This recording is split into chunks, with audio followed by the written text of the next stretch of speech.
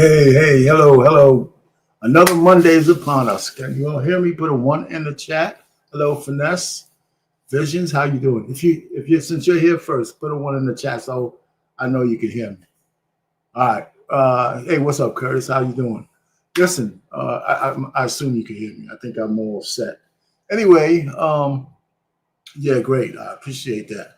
Uh, Listen, welcome aboard again. We should have a little bit of fun tonight because if you know Anton's content, I mean, some of it is quite funny, even when he's being serious, but you know when he's kind of just dragging out a conversation to prove a point. And he's got this panel of women. He has a regular show with Q, who does his I think Monday night show, whatever. But this one was kind of special because I don't really check in all the time.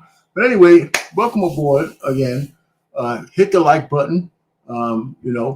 Just hit the like button. Send a cash app or super chat over here to the channel so you can support the channel. And you better welcome to the Black Man Unfiltered Network. It's another Monday, and I'm here. Lucky for him, I'm a retired guy. So this is like a mutual thing because of course, we got to fill our time with a whole bunch of stuff. Some of the things that I like to do is during stock market hours, I'm getting my family involved, so I have to help them out. So a lot of that stuff. So I'm having a good time with that to see them starting out. Some of them a little later, some of them a little earlier. But my goal is to make sure that when they get my age, and heaven bless them if they do, and older, that they could be set. They don't have to wait till their 60s to retire, So that's really the goal for them. Anyway, so welcome aboard. I have a couple of things that I got something. You guys are going to laugh at me, and that's okay. I'm kind of self-effacing, I think that's the word. So I got an old clip that I found when I did a 20-minute one-on-one with Anton Daniels. I'm not going to give y'all all 20 minutes.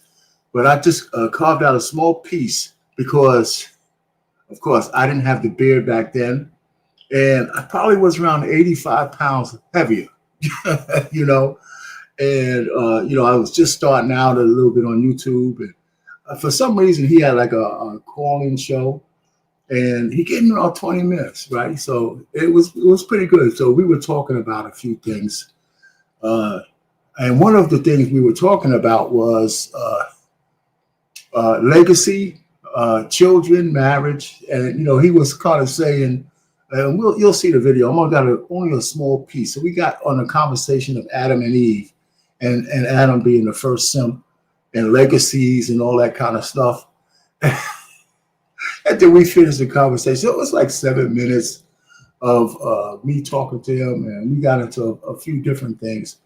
And at the time, he was one of those guys that, well, I don't care about my legacy. And what does that mean to me? I'm gone.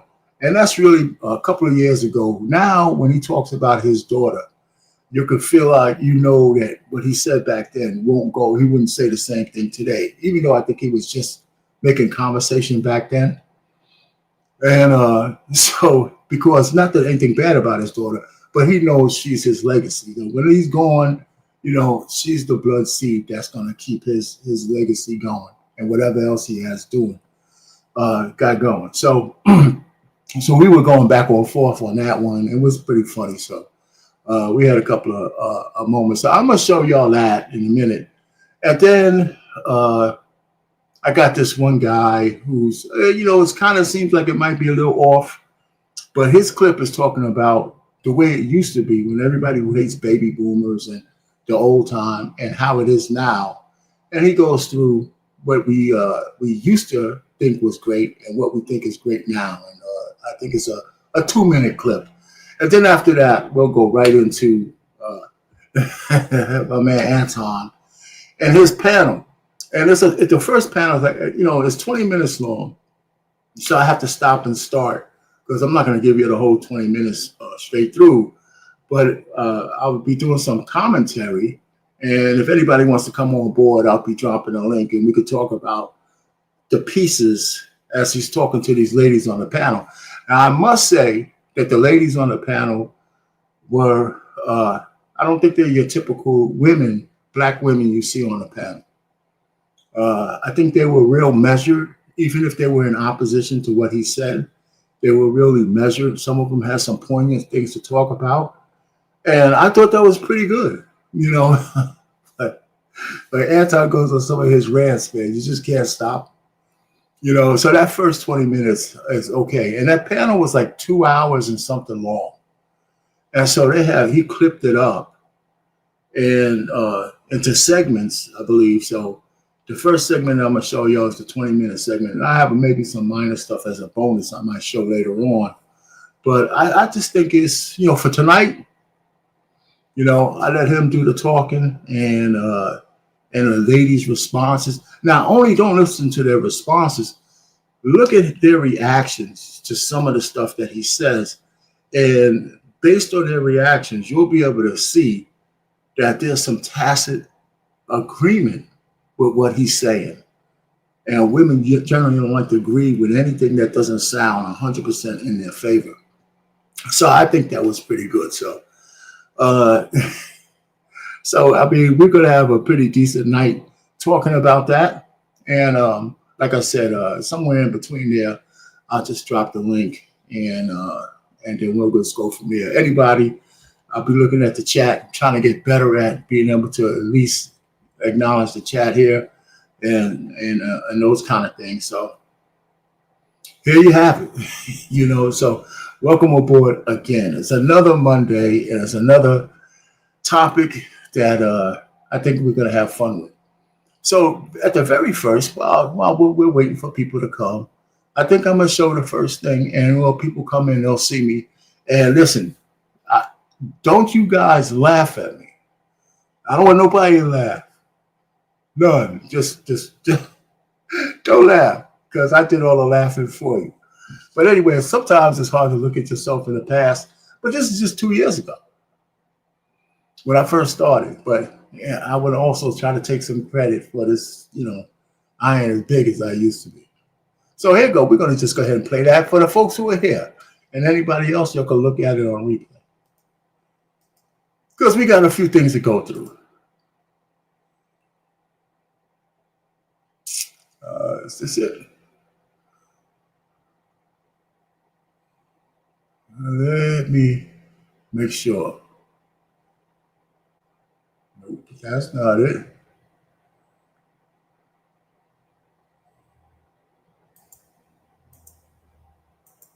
There it is. Okay, so let me go.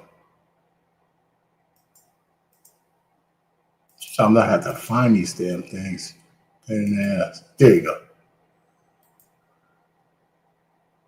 All right, so I think we're going to start out. I think we're getting ready to talk about Eve and Adam and stuff like that. Okay.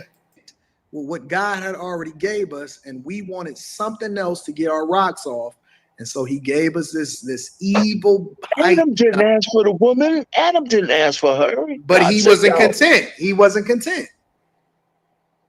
Did they say that? I'm trying to think back to my Exodus days. It wasn't Exodus. It was Genesis. It was Genesis. I mean Genesis days. God didn't tell God, I'm not content. God said, listen, you know what? He didn't have to say it. It was in his thoughts. He was already lonely. And that's why God said, well, it's not good for this simp to be alone by itself. You know what, man? You know what? You got a capital N going on, man. I'm just telling you, the need to be right. All I'm just trying to say is. Okay, so what happened? Listen. Before Adam, before woman, Adam might have been a little bit bored. However, the end result was they got kicked out of the oasis, and then they had a bunch of kids that wind up killing each other. I can't argue there. Cain killed Abel because he wound up getting jealous because that hoe had a kid. And come on, man. Everything went to hell after that. Okay, so Anton, let me ask you. I know my Bible. But let me also say to you, like, let's bring it back to 2023. No, right? You just gonna skip over what it is that we just said? No, I agree with that. I agree with a lot of that. So, I mean, the woman sowed the seed of evil inside of the garden, got him kicked out because she wanted to eat fruit, And on the one tree that God told her not to eat it from. But Anton, after all of those centuries, do you think that no man ever had a thought like you for thousands of centuries? How can we still find our ways back to the chicks? I mean, because God knew that was our one weakness, man. Okay, it is our one weakness for a purpose. You know why? Do you know why? Because he wants to have more people on the earth. That's why humans don't mate during season. That's why we, as crazy as we are, he still put pleasure sensors on your Johnson and the woman's whatchamacallit, so we could always want to have sex. That's why you can't put females in a male prison and vice versa. You put men and women together, we're going to stroke. It's just going to happen. There's no way around it. So that rich man you're talking about, that rich man is not going to go through life without somehow busting down some chicks. And he's not going to do it. Guys bust down their hands. They gonna bust down. Okay, so I'm gonna spend all this time becoming a millionaire to use my hands. That's the last thing I want to use. But dudes do it all the time. I could do that as an incel. Dudes do it all the time. Yeah, but besides the point, you're gonna want the nice, fleshy, earthy, real thing every so often. But you're moving the goalpost. The question is, why should a man that has established himself get married? He doesn't have to get married. He doesn't have to. Western culture today. I agree with you. He does not have to get married, but if he wants children, he has to do something to protect his assets. It's a bad deal. Having children is a bad deal. 2023, it is. Yeah. Being married, I concede the whole point. Even the prenup. Having children in 2023 and beyond is a bad deal. How are you gonna tell some man that he shouldn't have kids when he's got all this money? If he knew what it was gonna cost him and how many days it was gonna take off of his.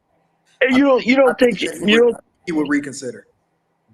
Well, he might be considerate, but he might want to have one or two. I mean, he doesn't want nobody. If most men were able to see how they were going to suffer as a result of the decisions that they make to have a kid with the woman that they have a kid with, I would bet you that they would choose not to have that kid. I hear you, but that's why if you're rich, that's why surrogacy. You see, here's where we know where Anton is 2 years from this, right? He's got his daughter. And every time he speaks about it, it's glowing. So I don't believe he really believes. I know he talks about how much contemplation him and his wife had before they had the one kid. But when you see him talk about her now in 2025, he would probably say this is the best decision he ever made in his life. It's an economic way to do it. It's an economic. If you're a multimillionaire, hey, suppose you have to. We're not talking about multimillionaires. We're just talking about people in general. People in general is never going to live. Okay, now you're bringing it down to my level. A successful man don't have to necessarily be a multimillionaire. Okay, yeah, I agree with that, and he's going to want to have children and a legacy. The average guy. Wait a minute, okay. So Trey, you said you buy a whore, and you have a surrogate. That's what I said too. I mean, buy your kids like Michael Jackson did. Just buy a whore and then spam off. And you know what? Hey, if you listen to Joy Taylor, that's what she's advocating for. The average successful man wants children and a legacy. He does. I mean, you can't deny that. And it's still a bad deal, regardless of what they want. It's a bad deal. On, man. All right, brother. But listen, I hear what you're saying, and you have some points about, especially about marriage. But you still haven't tackled the hurdle of a man wanting to see his seed carry on through history. It's a bad idea. They need to let it go. You know, it's easy to say when you have a child. It's easy to say when you have your kid. It has everything to do with it, brother. My legacy is not defined by me having a kid. No, it's not. It's not. But your legacy is not completely under your control once you're gone. And some people are fine with that. Once I'm gone, what the hell do I care? I don't even know what the hell is going on this earth. Yeah, that's exactly right. But at least there's somebody here with a blood marker that you were here. Not your money. I don't care Nobody's about going to what give a they shit. doing. It doesn't matter whether you care about what you're doing. I do, because I'm the person. Let me tell you why I'm so passionate. Can I tell you why I'm passionate about this? And I don't want to, take up your time. Let me see. Okay, I keep the family tree of my family. Okay.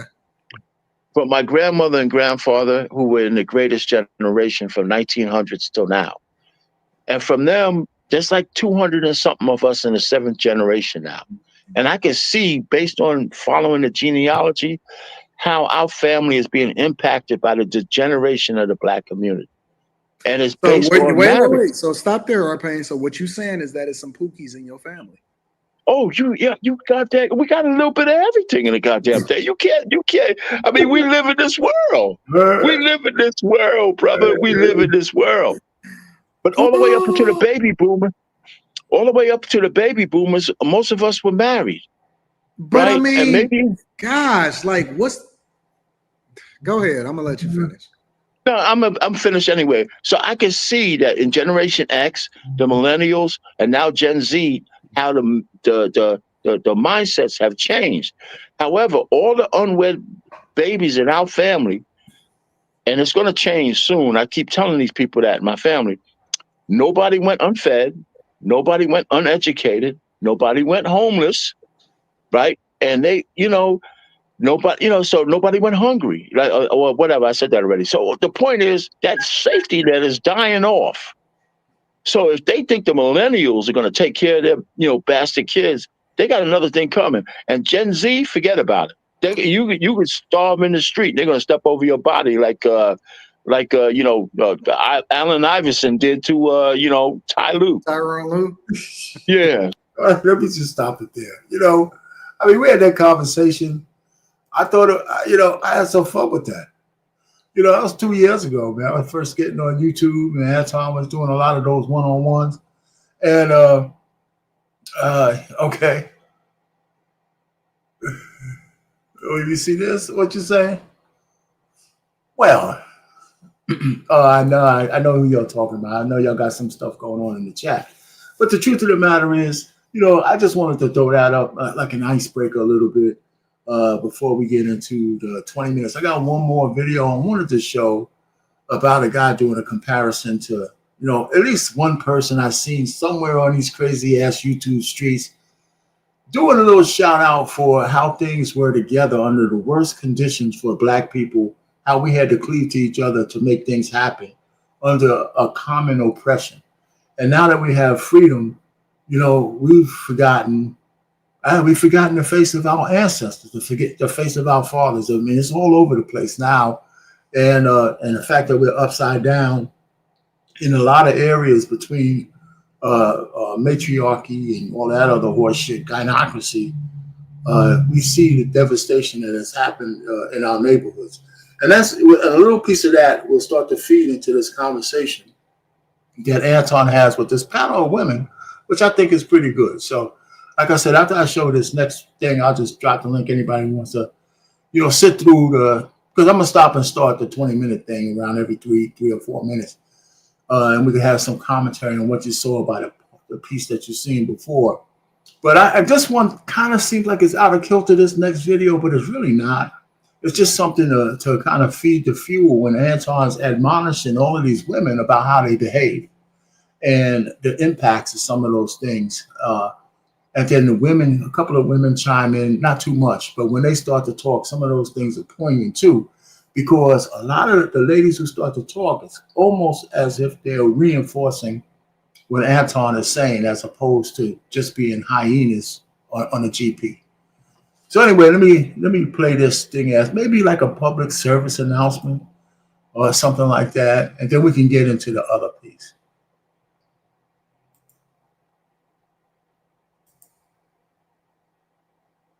We believe that the biggest problem within the so-called Black community is racism. You tune in to Joyless Reed, racism.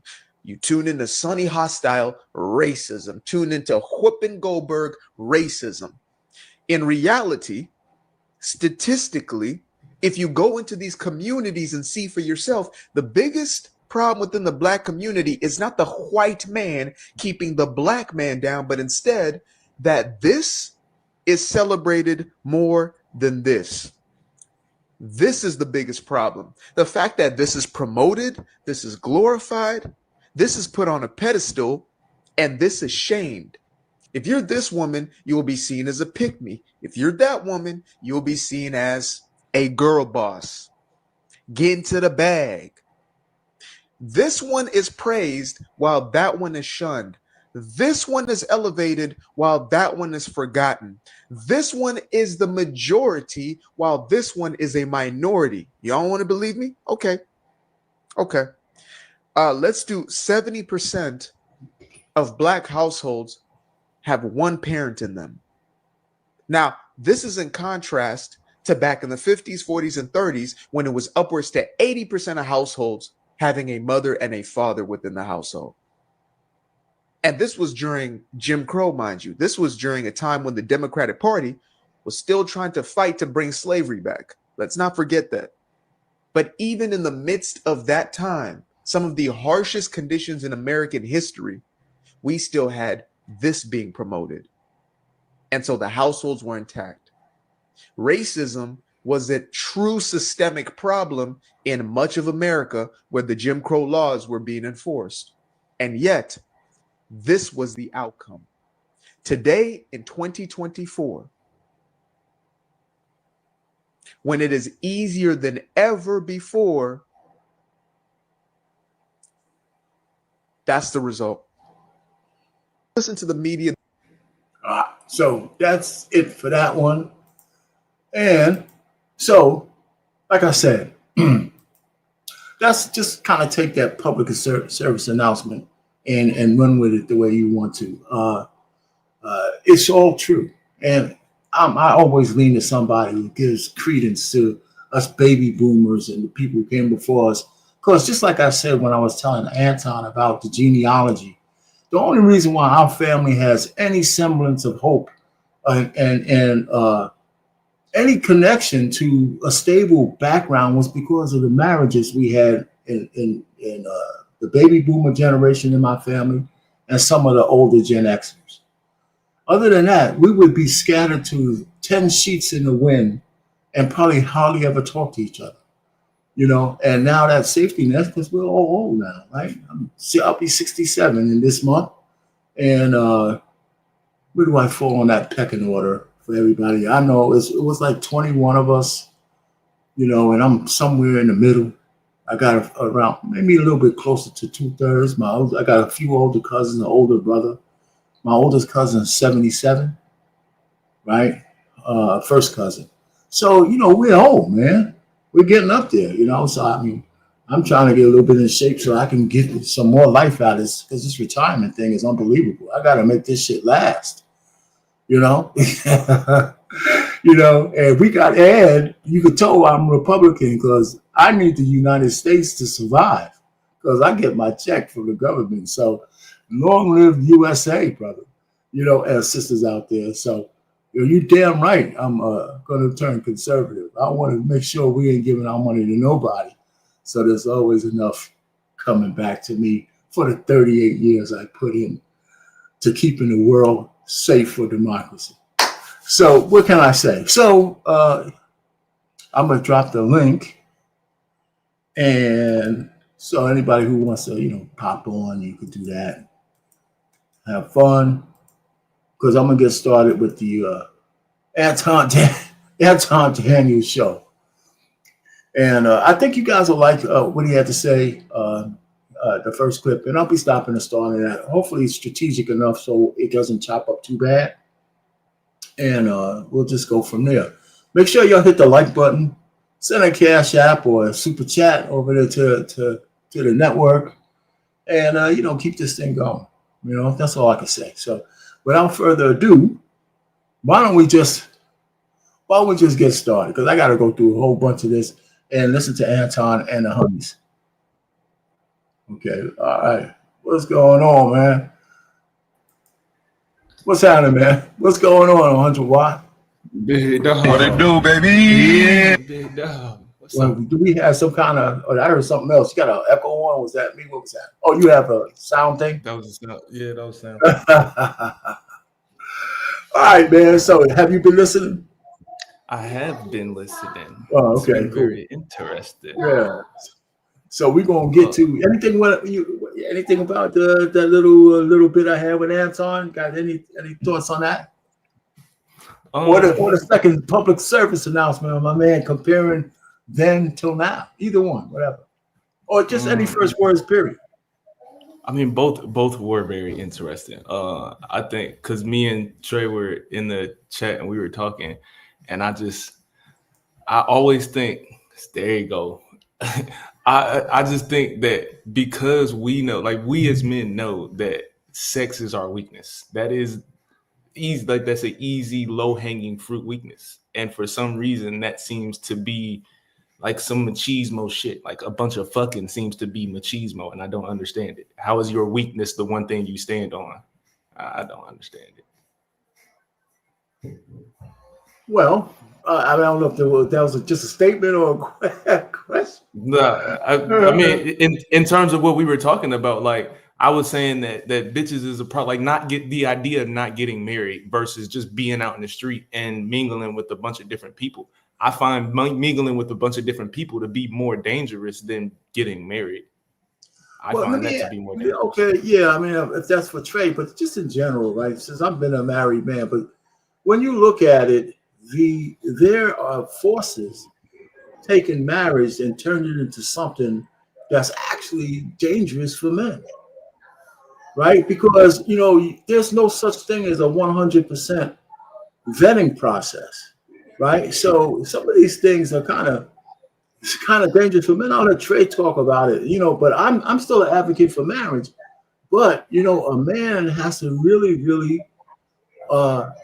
understand his vetting process, and he has to try to minimize the risk to himself as much as he can. And I don't care how much you love the woman. I mean, now if you're dead broke and you're both starting out from zero, you still have to protect yourself somewhere. But I don't think you should be as paranoid. But if you're coming into a relationship like most women want you to, with a lot of means, and you're willing to take care of her, and all she got to do is wake up one morning with a hangnail and then fuck you over, man, that's crazy. It's like irresponsibility to get married under those conditions. It really is, man. And that's just to me. I was lucky, or my wife just happened to like me enough that she didn't want to fuck me over because she would have took everything from me, right? Based on the way our situation is financially. I'm just a nice guy, maybe. But anyway, Trey, man, what you got to say, man? It's good with you. Say what? You hear me? Yeah, I hear you. Look, the issue with marriage is a lot of the times it's the guys who have the issue. They got too much ego. A lot of these guys think it's not my girl, not my wife. My wife not going to do that to me. She's not, I vetted properly. I did it right. You know what I mean? She's not going to do it to me. And then you're sitting there in family court going, what the hell happened? Two things that's not in family court and divorce court: God and love, not mentioned at all when you go through family court. Nobody cares about who you pray to, and nobody cares who you're in love with. They're there to conduct business. So I agree with you, Arpain, in the sense of when you're vetting a woman, you have to take a business approach. This is just like merging your company with somebody else's company. Could this tank you or could this propel you? Which one can it do? And if you don't take that approach, then more than likely you're putting yourself at risk to being tanked if and when she should feel like she doesn't want to do this. And the other part of this is that you don't have any control over this. Right? This isn't a situation where you can change her mind. If she decides that she doesn't want to be with you anymore, that's it. She's moving on. And she's taking said resources with her if there are any resources. Now, there's this myth that if a man meets a woman when he has nothing and when he gets something, he leaves. But the statistics show that men don't leave. It's actually the women who leave. They actually did a poll and asked women, if you won the lottery tomorrow, would you leave? They asked men and women. Over 80% of the men said, I would stay married. 20% of the women said they would stay. That tells you everything you need to know right there. So this idea that it won't be you're taking one hell of a risk, especially in today's climate. You're taking one hell of a risk by getting married and having children. But I know men, and I know men think I'm invincible. I picked right. She ain't gonna do me dirty. Well, yeah, and listen, I mean, it's, you know what? It's really 101. You can go, but it's really hard to argue about the basic premise. But it's not. That's not to say, like for me, to men not to get married. Just have your eyes open. That's it. I mean, that's the best you can do because men are going to still get married. We still get married at least 30-something%, and which is very low, by the way, but it's still statistically significant that, you know, two men, a man and a woman will find each other and they would actually get married. Right. So it's, you know, and I think men are starting to take more precautions. Right. And then this whole notion about, I think both men and women are starting to choose having babies out of wedlock. Because it sounds like that's what they're doing. And I'm talking about people with means. Right. We got a whole bunch of women with means who don't want to get married because they don't want to fall under the covering of men. And they're advocating women have babies on their own. Men don't necessarily advocate that, but we've heard woman after woman who have means advocating this shit. Freeze your eggs. You know, so maybe the right sperm will come over and bless them. You know, and men ain't advocating that. You know, so this the way the ladies are moving, and I think when we start getting Anton talking, we'll start to see some of that, even though he doesn't get as deep as we just got, but he talks about a lot, you know, some corporate stuff. And it's interesting. So if you got something to say at 100, if not, I'm going to just get started on this. No, go ahead and get started because I'm pretty sure it's going to end up circling back around anyway. Yeah, I think so. All right.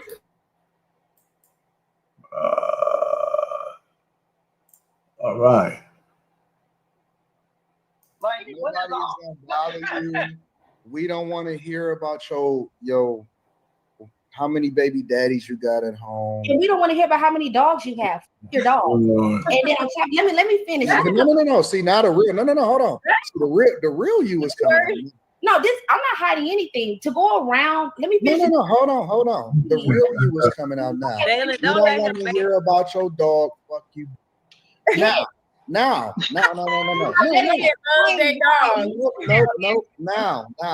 Okay. See, the thing that y'all don't understand is people know that y'all got a negative disposition towards them. Well, white people know y'all hate them. And then when they return the same energy back to you, when they say, well, don't nobody want to hear about your ghetto kids at home that keep on writing on the wall all day, then you're going to get offended. You can talk about their dogs and say, fuck you. But then if they call you an angry black woman and it's, and this is where the black fatigue comes from, is because y'all always victims and you're never the aggressor. For some reason or another, y'all are always the ones that get offended. And then when you finally get called out on your, then it's, oh my God, I can't believe it. Diversity, equity, inclusion, and all of this other bull. You just exhibited exactly what men deal with on a regular basis. Now, white people are dealing with it. See, this is what men have been going through inside of their households. They've been knowing and they've been dealing with the angry black woman syndrome for centuries or decades.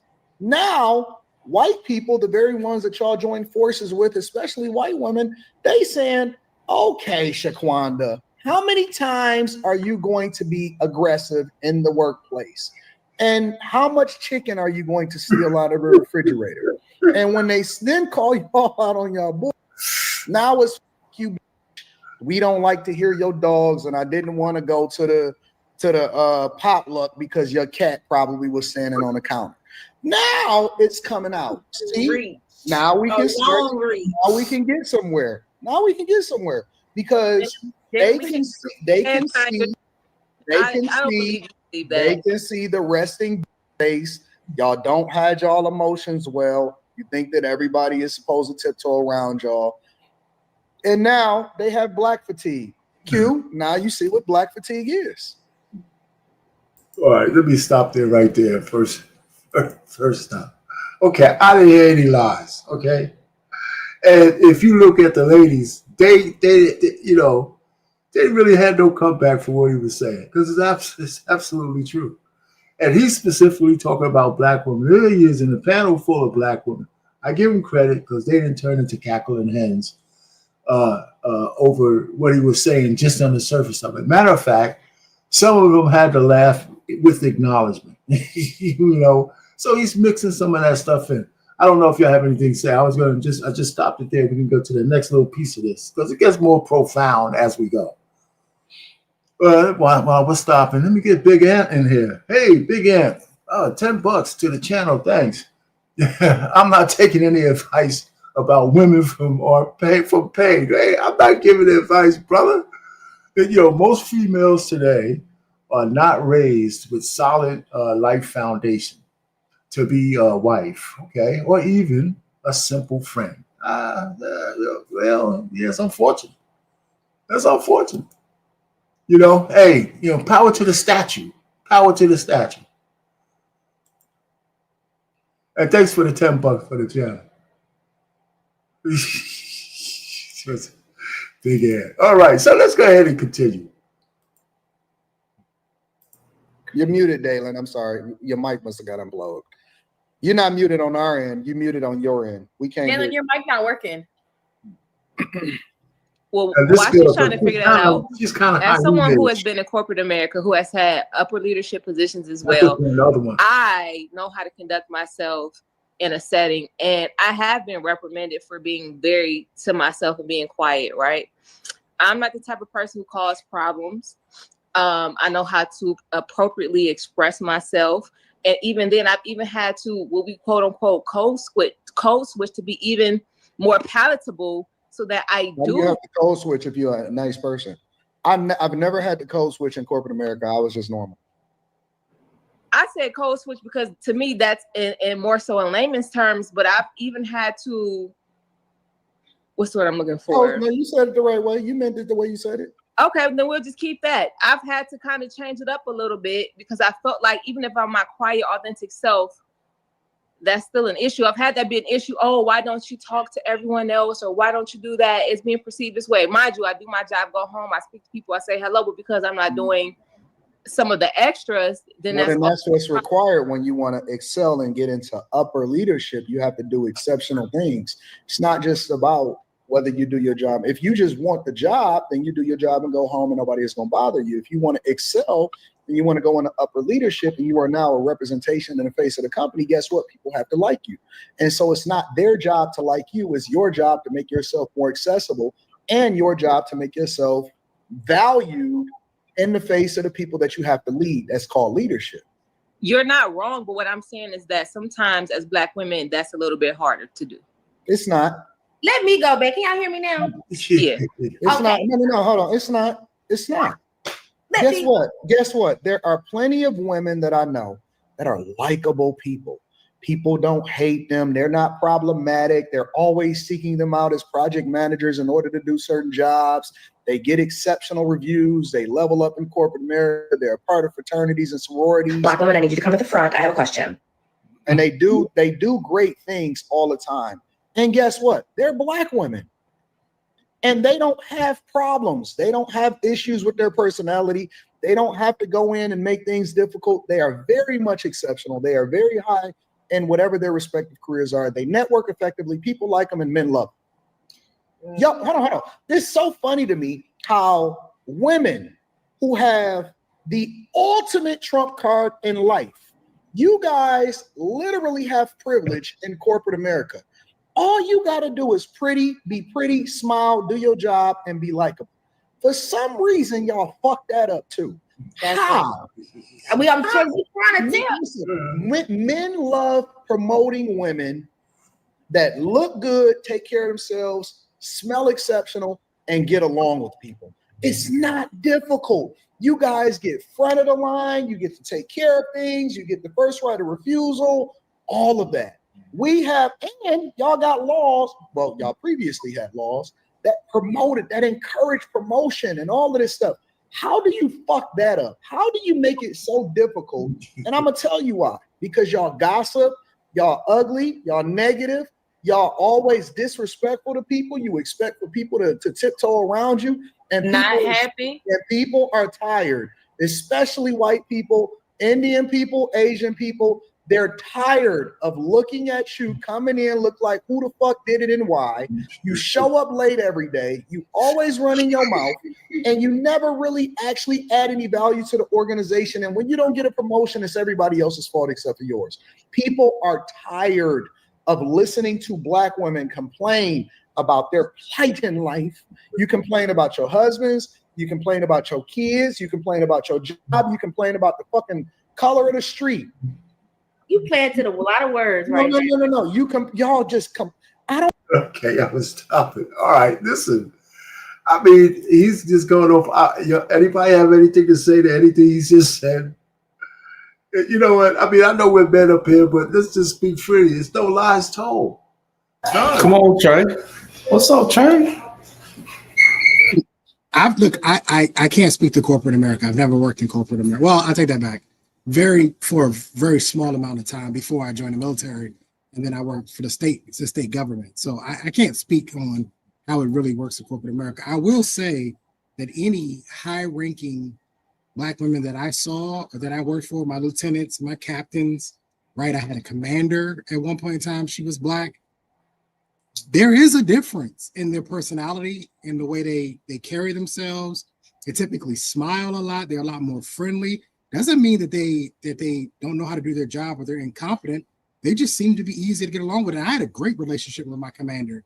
As a matter of fact, when I decided to leave the department, she actually literally called me in and sat me down in her office and wanted to know, why are you resigning? Like, talk to me. Is there any way I can talk you into staying? Which is rare. Most commanders be like, all right, bye. You leaving, be gone.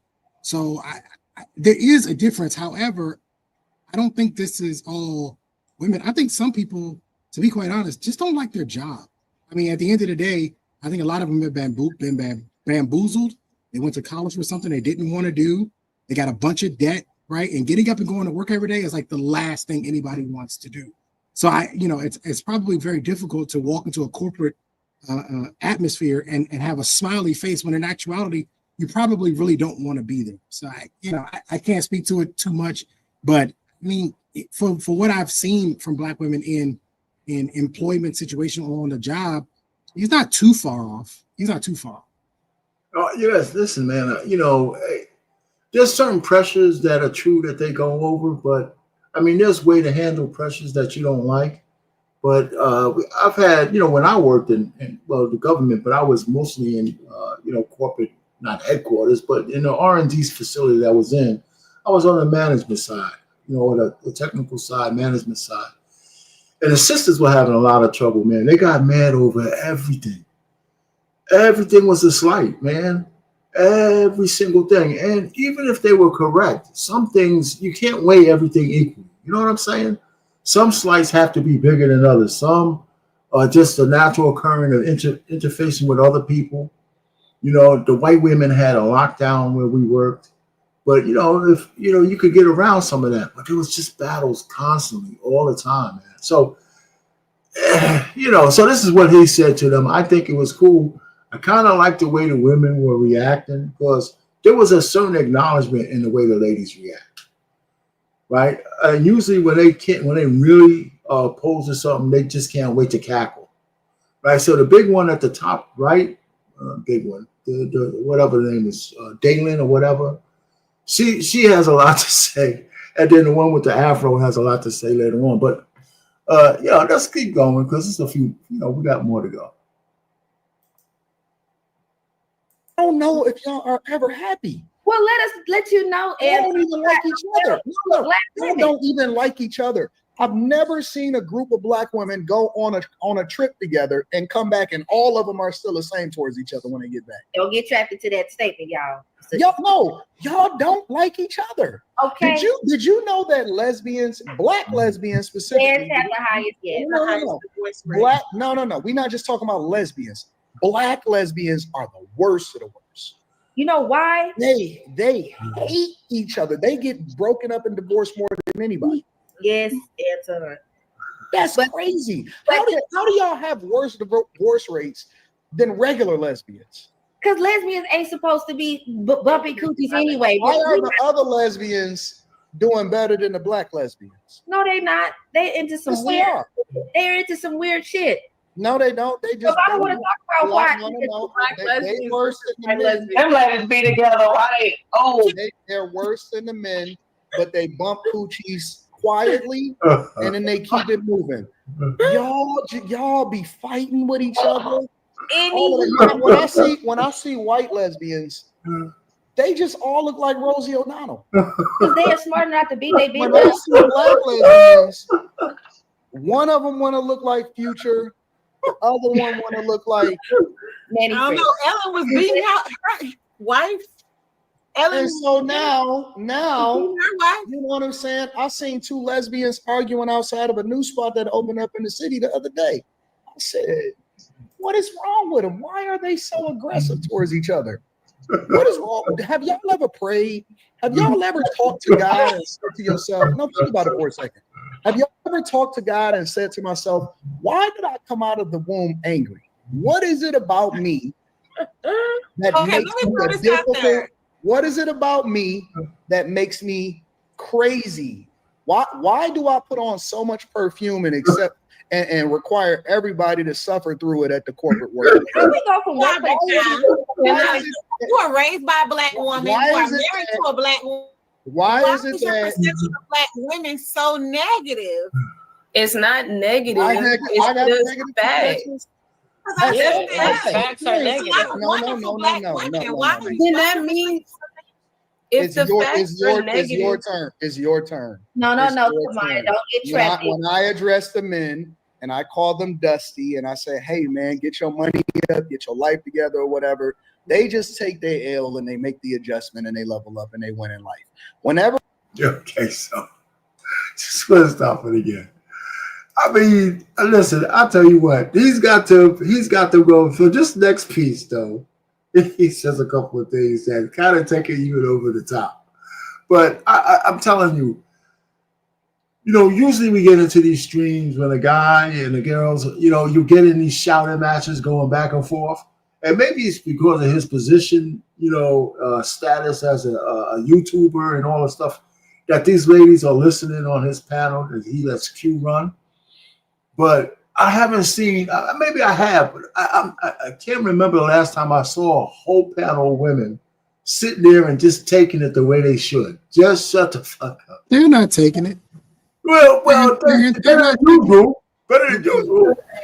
Yeah, based on the bar that has been set, on a topic like this with a panel like this, this is going over quite smoothly. Yeah, go ahead, Trey. You don't think it's going over that? I mean, a couple of cackling heads, but it's not the typical, let's get back and that hasn't happened. Talking about ratchetness and like nonsense. You're not talking about like people actually having a conversation. They're actually having a conversation and they're still interrupting them. This woman talking about your mama black, and your wife is black. They're doing the same stuff. But he ignored that. He ignored that because it's always a stupid comment. It's my sister's black, my daughters are black, my mama black. So what that got anything to do with? It got anything to do with the rights and rights in China? See, my whole thing is like comments like that used to derail all kinds of panels. It didn't derail this shit. So, but you're right. It's shit. There is going to be a couple of cackling hands, and she's one of them. But I just think, okay, so let's go to the next piece. Let's go to the next piece. Whenever I address black women and I say, hey, listen, you're a little bit dusty and you've been sucking a little bit too much dick over the last 2 years. Then they say, oh my God, you hate black women. How do I hate you when I'm listen, if I hated you, I wouldn't tell you that you sucking too much dick. I would just join the line. But I don't join the line. What I do is I say, hey, black woman, stop, get up off your knees. They a little too ashy, and stop letting people use you as a rag. I'm holding you accountable because I want you to do better, not because I want to see you on your knees. I want to see you on your feet. I'm gonna tell you, if you have to hold a black woman accountable, you're going to fail. That's something person has to pick up the phone. And I don't know how we go from workplace etiquette to bulldagging punching. I don't know why we talking. I'm addressing it across all. Listen. We were talking about how Black women have to deal with, what do they call it, white fragility. So to Jess's and Miss Deja's point, the white woman I was talking about went and told everybody that she was trying to fight her. She called her a B word. And it's like you had to add that stuff on because you knew if you went and told HR, well, I said, did she want a fucking or a freaking gold star? And she turned around and said, she didn't want shit from me. HR is gonna hold her accountable and your ass accountable. Have y'all think about it like this? This is the question that you no. Think about it like this, Dalen. Let me help you. Okay. When you think about how you speak and how you act, right? Yeah. Mm-hmm. Could you live with another you? Me? Absolutely. No. Think about it before you answer. Okay. Yes. Stop the cap. How I carry Could you myself. live, work, and play with another with you, a duplicate of you, and say, I had to work with this person every single day for the rest of my life? Absolutely, because I'm easy to work with. I'm about well, why don't you let people tell you what it is before because I'm not gonna let y'all lie to me tonight. I don't need to lie about my professional work history. That's one of the main. This is why Black women thrive, because they know how to. What happens when you call you a stupid bitch with a dog? But that's the thing. I would never call you. First of all, we're not talking about our dogs. We're not talking about our men. No, you just said it to me. Because see, the thing about you, think about it. The thing about you is that you know what you thinking about you. Because you the one that be thinking it. So just because you don't say it, don't mean that you're not thinking it. So when you realize that the other you is looking at you like a fucking bitch and saying, you dumbass. How are you gonna react? I want, girl. How are you gonna react to you? Well, I wouldn't say, well, Dalen, you're being a bitch. I'd be like, well, bitch, I'm not being a bitch, I'm being a cunt, like every day. So let's just do this work, get it done, and then we can go home. And you think that makes sense in society today. You said for myself. And you can't understand why when y'all go into a restaurant, all of the servers say, "Oh shit." Well, absolutely not, because and this part is really true, man. Women servers can't stand serving Black women. They can't. When they see a gaggle of Black women coming in, they can't stand it. Because they said a lot of ladies don't leave tips, and they want the best service. I mean, that's just not me talking. They say they sit down and they at the table for 5 hours. They'll take up your table for 5 hours. I ain't gonna lie to you. I've been managing restaurants for quite some time now. And most of the time, the problem tables I get are tables of Black women of 6 or more. If it's 6 or more Black women, we probably gonna have to take extra care at this table. Yeah, see, man. 2 or 3 are okay, but once you get 6 or more, it ain't gonna go right because it's too cold to one, it's too hot to the other. The food ain't coming out fast enough for one. The liquor watered down to the other one. Man, I mean, so it's like I had to say, oh man, Black women. I would imagine it also depends on what station in life some of these women are in, but you could tell the difference if they're coming in, with just maybe 1 or 2. They look like they've been there before. You might get a tip, but I've heard this a lot about the ladies, and somebody even try to say it's because they're not used to paying for anything. That's bullshit. They know about the etiquette, right? So anyway, it's also a lie because that they're not used to paying for things because most of them were raised by single women, so they're definitely used to seeing someone pay for things and then paying for their own. There was nobody there around to take care of them. So what are you talking about? I always love this idea, like when they try to act like Black women are like they were raised by their rich dad. And I'm not used to this, and then it's like, yes, you are. This is exactly what you're used to. This is normal. Like a 3-piece wings, fries, and ketchup, salt, pepper, and a lemon iced tea. That's what you used to. That's carryout food. That's what you used to. Like you want me to take you to Morton's and Mastro's. but you eat carry-out food. That's crazy talk. That's crazy. Like, that is what you're used to. This woman on the, what's it, Dallin? Yeah, knows damn well she's insufferable. She knows it. She knows she's insufferable. Yes. And that's why she didn't want to answer that question. That's why she tried to pivot off of that question when we said, would you want to work with you? The answer is no. No, you wouldn't want to work with you because you even know yourself. You're insufferable. And you also see the way people react to you. We're not stupid. We all watch the way people react to us. And the people give you that feeling where they don't really want to be around you. They kind of try to avoid you, right? They keep the conversations short and quick with you. Yep. You can feel that. You know what that means. That means that they don't really want to deal with you to a degree. But this, I'm glad she's saying what she's saying, because this is more of the typical type of attitude from majority of, not all black women, but the majority of black women. That's what you're going to run into. This, and this, I think about accountability. Like, Anton's going to die on this accountability hill, and it's weird. Like, you can't do it. You can hold them responsible, but you can't hold anybody accountable, because in order to hold somebody accountable, you have to be able to inflict some sort of punishment. You got to be able to. There has to be a consequence, right? Judges can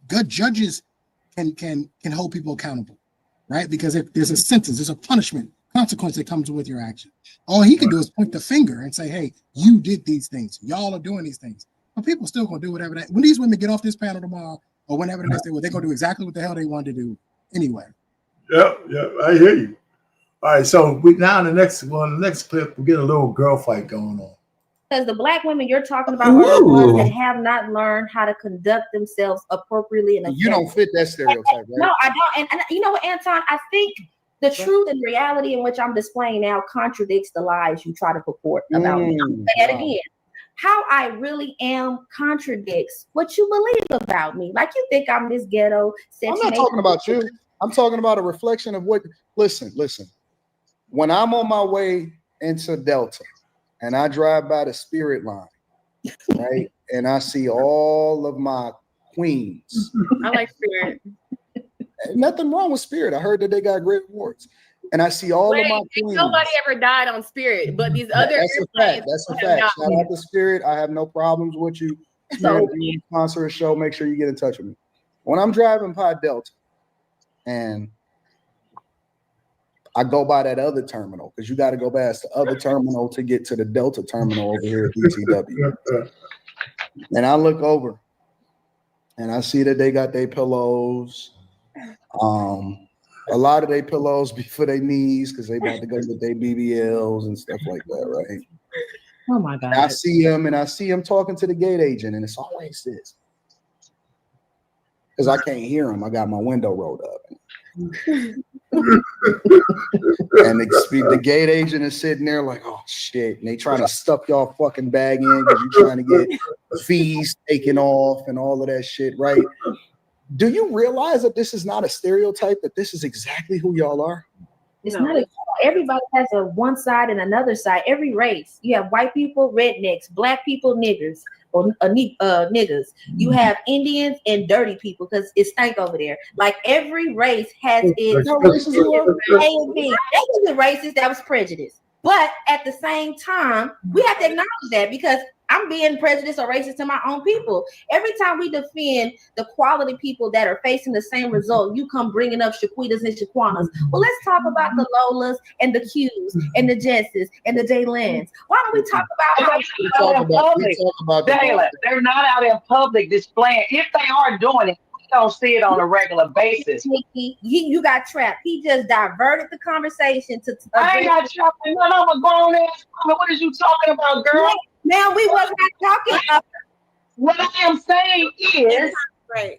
Nothing to do with that. We're talking about the majority and the loudest voices. Now, if you truly believe these things, get louder, shut them down, shame them. Like, make shaming great again. I should get a hat. Yes, honey. Yes. But is that what we were addressing, Nikki? Because I don't like addressing a statement you made, because you just been running your mouth. So I really wanted to address what you just said, because it don't make sense. Like, it just really don't make sense. I want you all to think logically. Okay. That's all I want. I love y'all. That's why I do what I do. That's literally why I just do the work I do in the community. That's why I do what I do. That's why I say what I say. Like, I love y'all, but y'all have got to stop. Like, y'all are literally, I'm finna hit my Jasmine Crockett. Y'all are literally damn mess.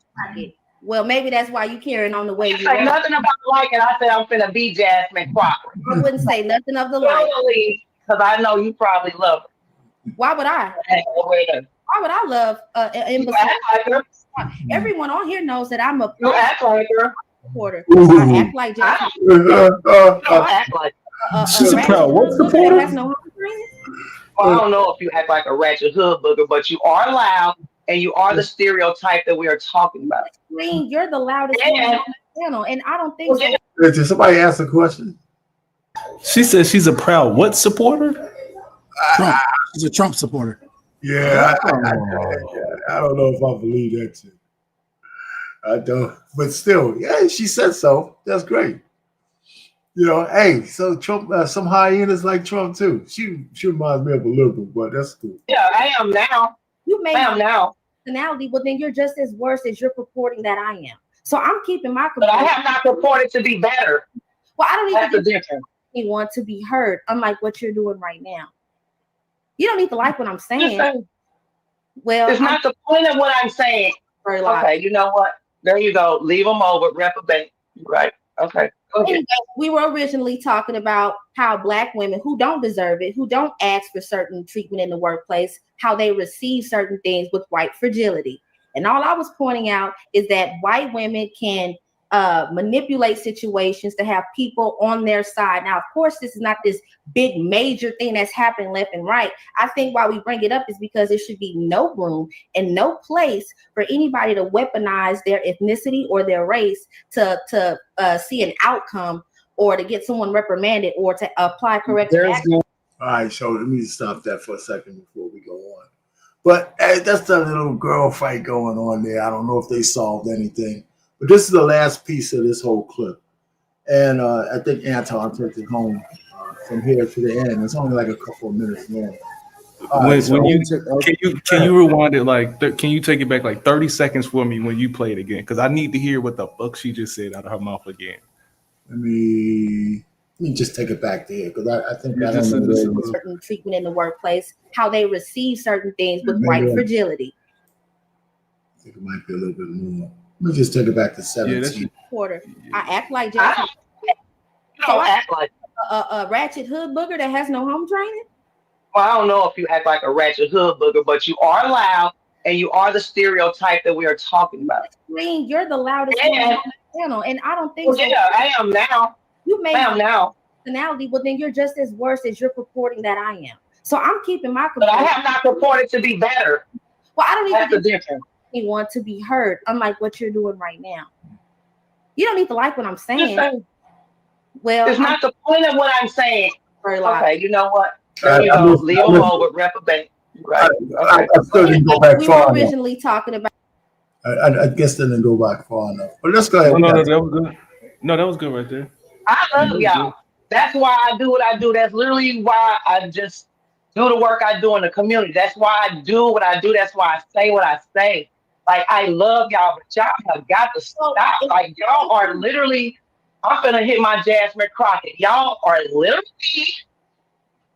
damn mess. Well, maybe that's why you carrying on the way you say nothing about like it. I said I'm finna be Jasmine Crockett. I wouldn't say nothing of the like. Because I know you probably love her. Why would I? Why would I love everyone on here knows that I'm a act like her. Supporter. I act like Jasmine. So I act like a ratchet. She said Trump supporter. Hood booger that has no home training. Well, I don't know if you act like a ratchet hood booger, but you are loud and you are the stereotype. To be no room and no place for anybody. Let's go ahead. Anton, to weaponize their ethnicity or their race to see an outcome or to get someone reprimanded or to apply corrective action. Okay, we got you. There's going to be a group of women that hear this that are Black women, and they're not going to be offended. And the reason that they're not going to be offended is because they don't have the same experiences as it doesn't apply to them. They're not going. If you say, "Yo, all men are broke" or "all Black men are broke," I'm not going to be offended because I don't fit that stereotype and I don't fit that narrative. And so, you know, for all of the women that are watching this that are offended, it's probably because it's something that I said that actually hit you, and it's some truth to it. And so, again, I think that people are tired.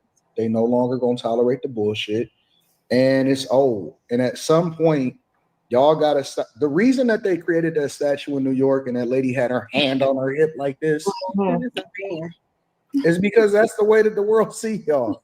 I'm not just talking about in the United States of America. That's the way the world sees you guys. And she was sitting up there with her hand on her hip like this. That's the way that the world sees you guys. And if you want to change the narrative or the perspective, then you have to do the self-work. It's not everybody else. It's you. Mm-hmm. You are the problem. You are the problem. The reason why a lot of guys are saying, look, if y'all were so awesome and y'all were so great as human beings, you wouldn't have men saying, you know what, I'm going to go ahead and not date this woman. The reason that y'all have problems dating is because, or the reason that y'all have problems getting husbands, or the reasons that y'all have problems at work, or the reasons, ain't nobody racist against you. Don't nobody care about you. They just know what to expect when you get there. Well, that's the end of that one. All right. So any commentary on that from any of you gentlemen? I like I said, I just think that he was spot on with some of this stuff, man. That's what I'm looking at. I have a bonus. Just like I said, it was a 2.5 hour live that he did. And this was just 20 minutes of it that I went through. So I do have another piece of it where, again, they try to shift this shit on men, right? They try to shift the blame to men, right? If we keep our dick in our pants, then everything will be okay, right? So I'm gonna play a couple of those real good.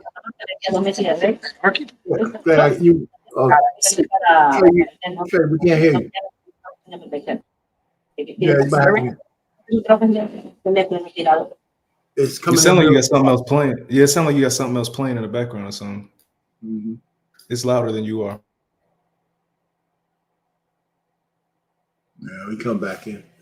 But watching this, it's like it's one of them things where it's like I don't necessarily disagree with what you're saying.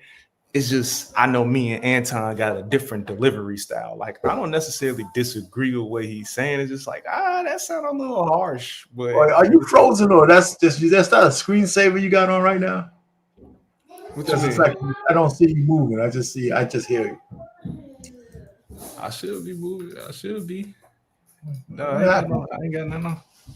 Trey, I try to bring you up, Trey. Oh, hold on for a second, Trey. I got you. Right, no problem. I heard you. I don't know. Have you ever talked to Anton 100? Wow. No. Okay. I haven't. Anyway, all right. Go ahead, Trey. Let's see if he comes in. Hey, can you hear me? Yeah, there's something in there. It's like when you go to talk, it's like somebody's been recorded over your. Keep saying something again. Can you hear me now? Is it better? Yeah, it's better. Okay. Yeah, like I said, Anton's going to die on this accountability hill, but the problem is that the women are not going to agree with him. Just like the lady Nikki said, we should bring back shame. Shame's never coming back. Shame is cooked, and the fact is, the problem is that you can make money off of shame. You know, it's good for Anton because he gets to make the content. He gets to get paid off of it, of course, and that's fine. I never hate on a black man getting his coin. So by all means, he can continue to keep doing it. But at the end of the day, this isn't going to change. It's only going to get worse. Black women are going to shy away from accountability more and more and more and more, especially considering that there's no real consequence to it. They don't see being alone for the rest of their life as a consequence. They don't see that as a consequence. No, at least not don't. now. They don't. At least not now, not in their 20s and not in their 30s. Maybe as they start to get closer to 50, maybe they do. But when they're young, they don't see the idea of the image that they portray, the woman that they are. They don't see it as, oh well, if I spend the rest of my life, so what? Okay, cool. I'm good with it. I'm fine. I'd rather be alone anyway. They don't see it that way. So look, it's all good. Accountability is what it. And this idea that you're going to get a bunch of men on YouTube that are going to be able to hold women accountable, and that somehow is going to change their mind, it's not going to change it. They're never going to change. As I said before on the show before, we're never going back to Sharia law. We're not going back to the 1920s. Women are never going to wear skirts below their knees. We're not going backwards. They're never going to go back to a time in which it was before. They're only going to keep going forward. And unfortunately, in most cases, that's going to be for the worse for them as a whole.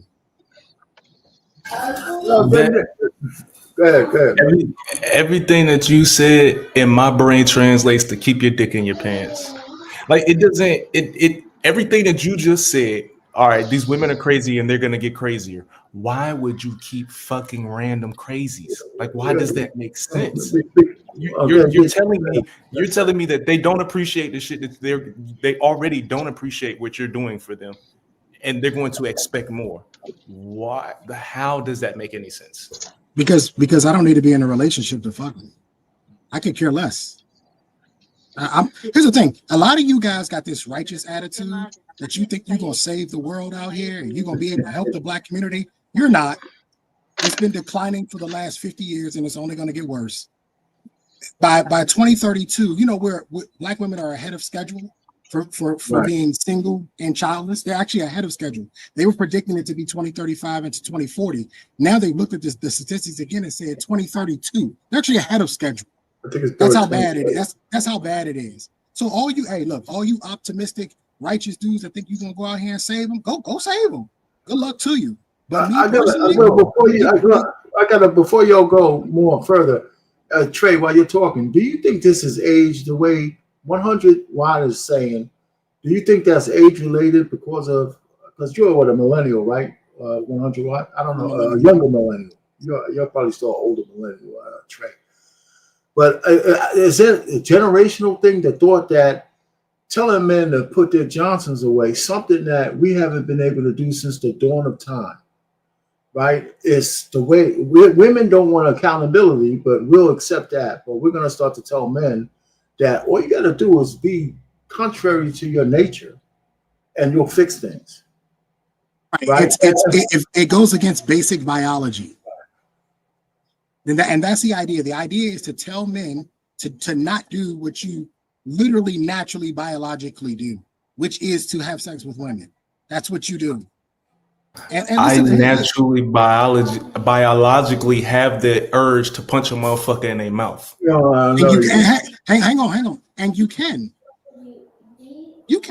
And that comes with consequences. Absolutely. And it comes with consequences. Absolutely. So that means that I have to develop a discipline in myself to not go off and hit people. If I do hit somebody, no, you don't. Okay. Because here's the difference. Here's the difference in you punching somebody versus you having sex with somebody. Right. You having consensual sex with a woman may not end up with you going to jail. You're not punching somebody. It isn't your discipline that's keeping you from punching somebody. It's prison.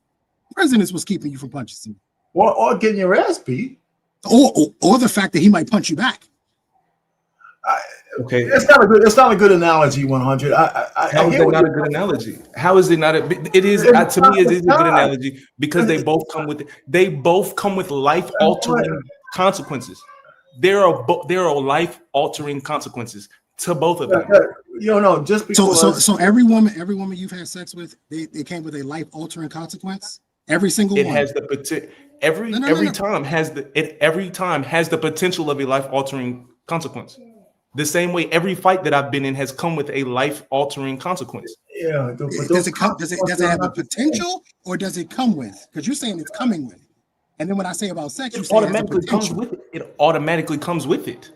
No, it comes with potential, not automatic. It's potential. Hey, what's happening, man? Say hello, man. Well, hold on. Listen, before you go, because I don't want to get trapped around the act. Listen, the consequence is what we're trying to take that connects the two. But there's layers of what the consequences are. One is deadly. The other one is not necessarily deadly. But anyway, how long have you been on, and what have you heard, or you want to get on this? I've been listening to you guys and the Antoine stuff, I think I watched that thing already. I think I was on the. I Yeah. was actually So you're watching this it. conversation Trey and 100 is talking about. What do you think about it? Yeah, I'm up to 100 is potential.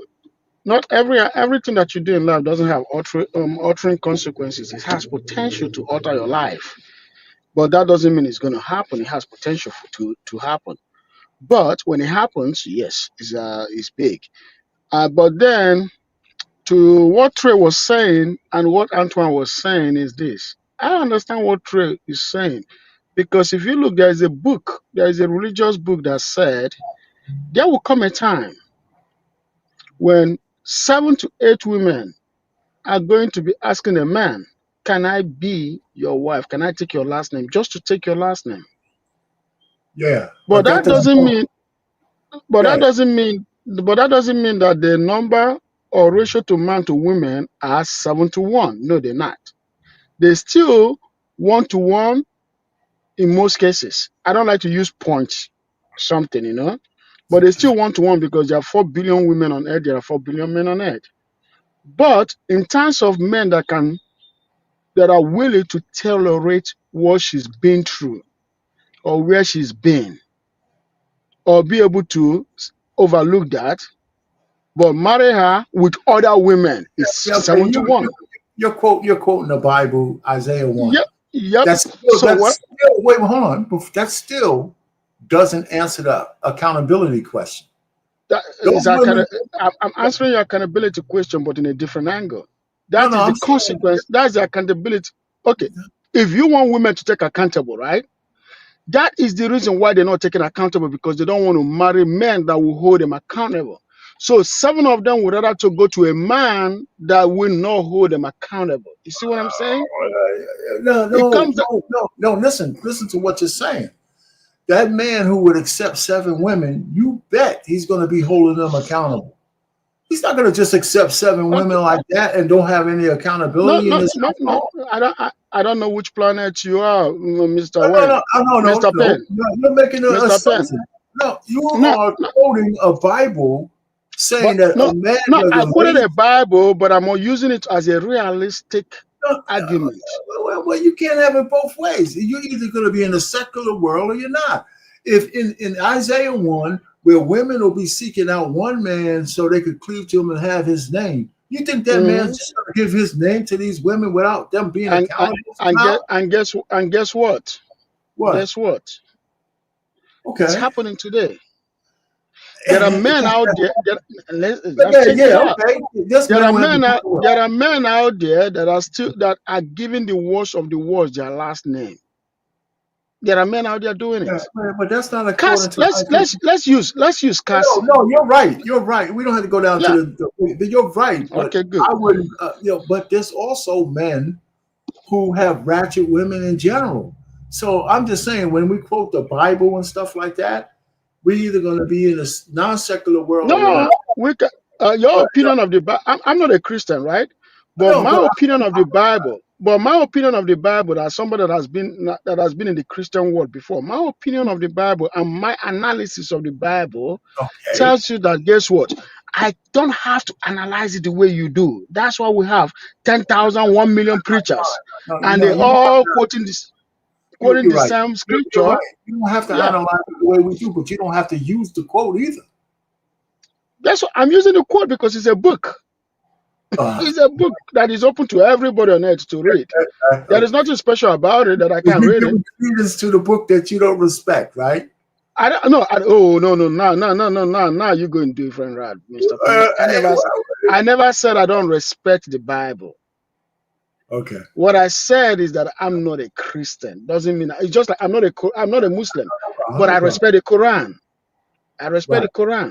I'm not a Buddhist, but I respect the religion. I hear you. But anyway, so listen, I don't know, just getting back on that point, sometimes I hear where you're coming from, 100 Watt, but when you open that sexual door, right, that's one thing. Yeah, there's consequences behind it.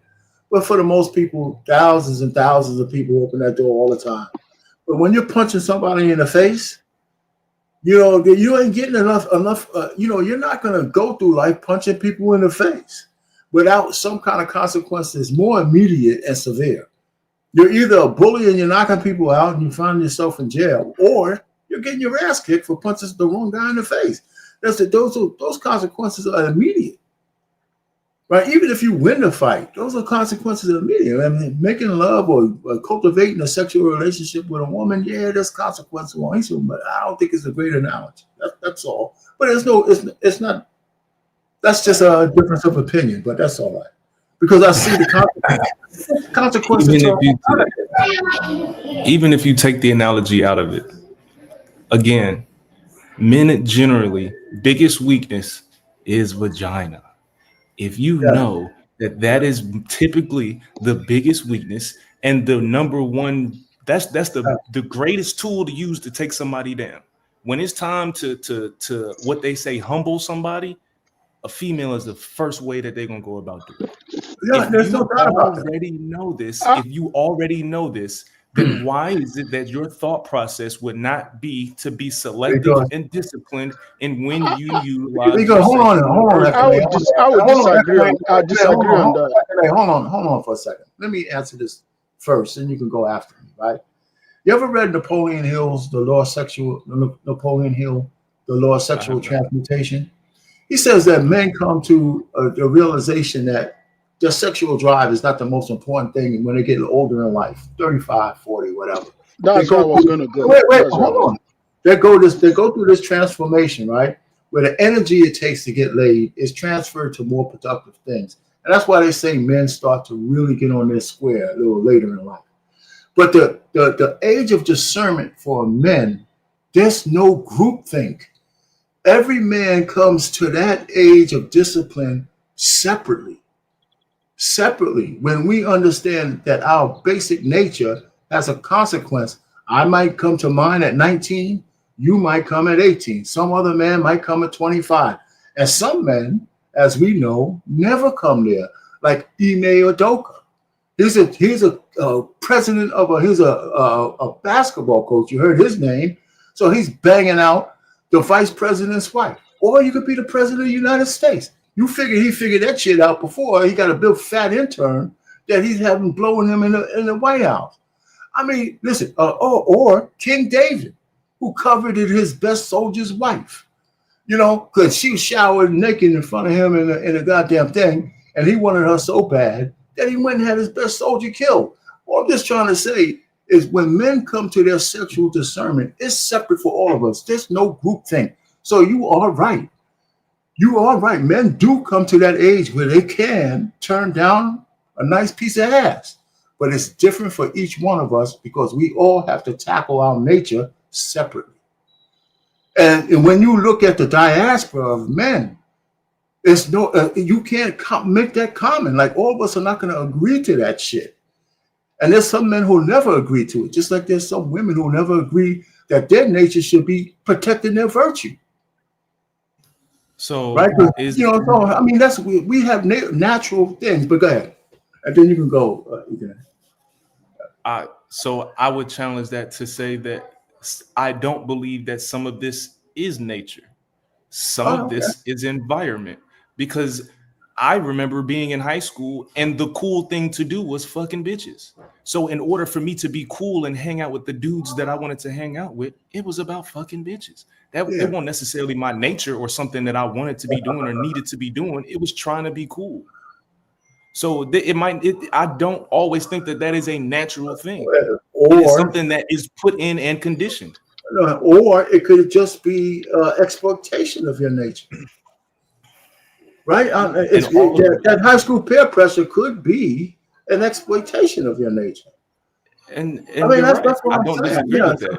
And the biggest hindrance the biggest hindrance is chasing females. Like you said, the energy that I spent trying to get a phone number could have been spent studying or practicing football or meditate or something. Anything constructive. Okay, let me ask you this. Let me just this last one I can ask. What makes you different now?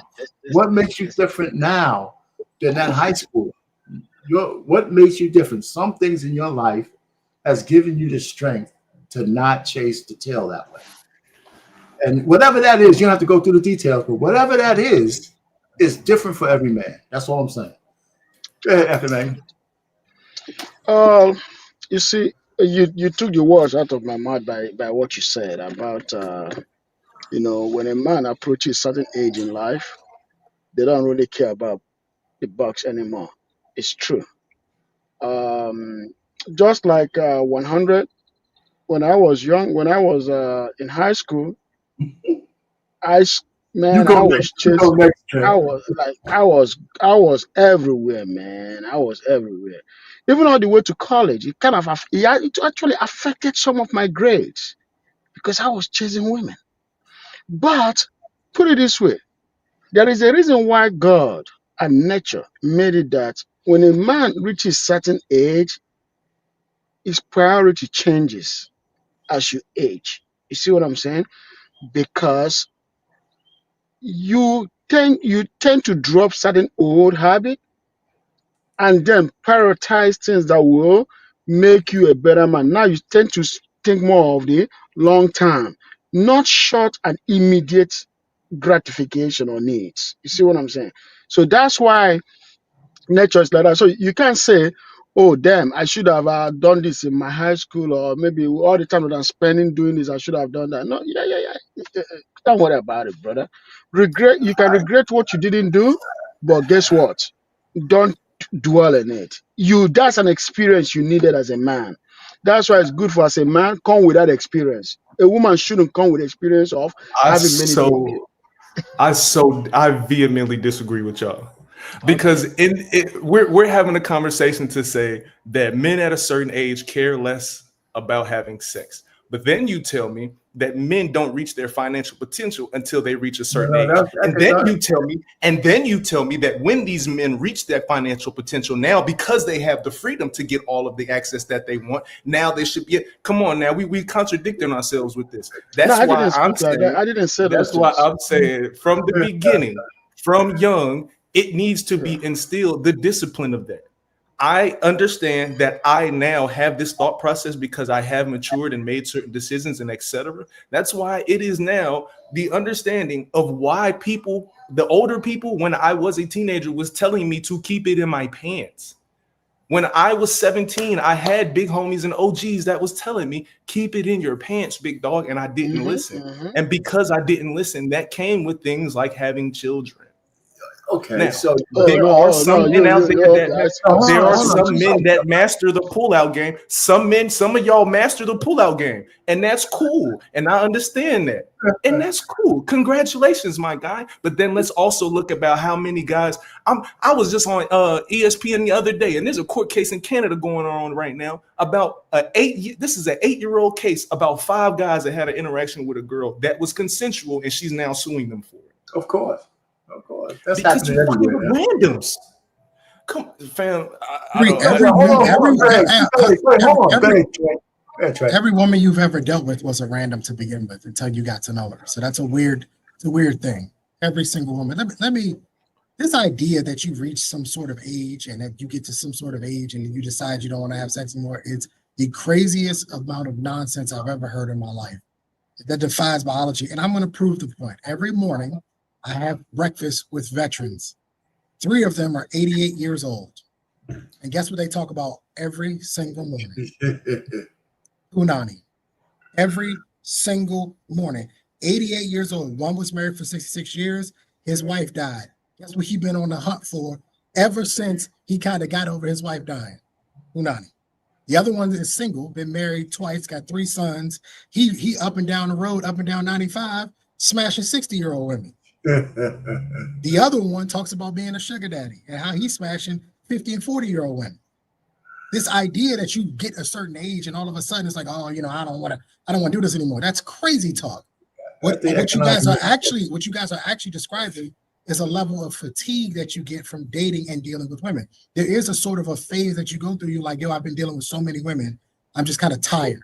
And you take a little bit of a break, you recharge your batteries, and then you wind up getting back out there. The only thing is that we think in our head that it's because, oh, I made more money because over time I've had more energy. I've had more time to direct my energy into other things. So, it just happened this way. No, you were going to make the money regardless because that's a trend you were headed towards. You were always headed towards making more money because you set yourself up that way. You just got tired of dealing with women. And then when you got ready to get back into the field, you just happen to have more money than you had before. That's all it is. But this idea that you get to a certain age, it's craziness. And I'm dead serious. These dudes are almost 90 years old and they taking pills. They taking pills. They visit a cardiologist to see if their heart good. Like they still talking about boxing at 90 years old, right? It doesn't go away. It's biology. It's the way we are wired. Trey, let me just say this. I have to distance myself a little bit from the when Ekene say you don't want to do it no more. I've said that your level of discernment usually comes a little older in life. That's a transformation. I never said those guys don't want box. They just put it in its proper compartments, right? So that's what I meant. So listen, this whole conversation we're all having, I can say that there's no right or wrong because it's just a variation on looking at the same theme. The one thing I think that I will never agree with is that we need to act contrary to our nature or else we're fucking things up. I think we should be in control of it. I think we need to understand that there's a consequence to every door we open sexually. And like I said before, that discernment comes at different levels for different men. There's no group think about that. And there'll never be. Right? So even if 90% of us are standing straight up in line, doing the right things, that 10% can wreak havoc. Matter of fact, the 10% to 20% is wreaking havoc in the baby making market right now. Most black men don't have kids. Right? So there's a whole bunch of men. We could talk big discipline, a whole bunch of guys out there. You could add 3 of them in Memphis, have 90 kids or some shit like that. So there's no group think on that. And this is my contention. Nobody agrees with me. But if women learn how to say no again, that'll change things. If women say, I own the box and you can't have one until you have the right commitment, then that changes things. Again, we're going against biology. Why do we act like women don't like sex? No, I didn't say that. I didn't say they didn't like sex. Women in most cases are hornier than men. Well, they have to exhibit a higher level of control. They used to know how to do it. I think that biology play. That biology play is played. No, that biology play is played out.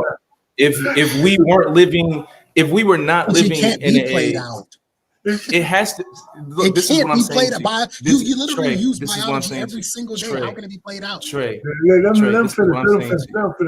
is what I'm saying to you. In terms of men and they dick, I don't like that play being used because we live in a structured society. There are many things that humans have that are naturally in their biology that they can't do because of the fact that we live in a society. You, unfortunately, my black brother, have to control some of those urges that you have because you live in a society, my G. No.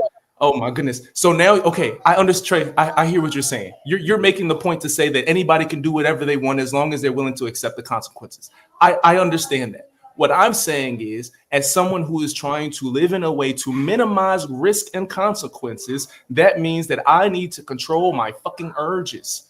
Whether it be me cussing somebody out, putting my hands on somebody, wanting to go touch on a female, you have to control your urges. And I do think, again, it's getting played out because there is a mix-up between biology and urges. There's a difference between some shit that your body was made to do and some shit you want to do because you woke up with a hard dick this morning. Those are, come on now. No, it's not a difference between biology and urges. It's a difference between discipline and urges. Your biology, we are playing semantics game right now. No.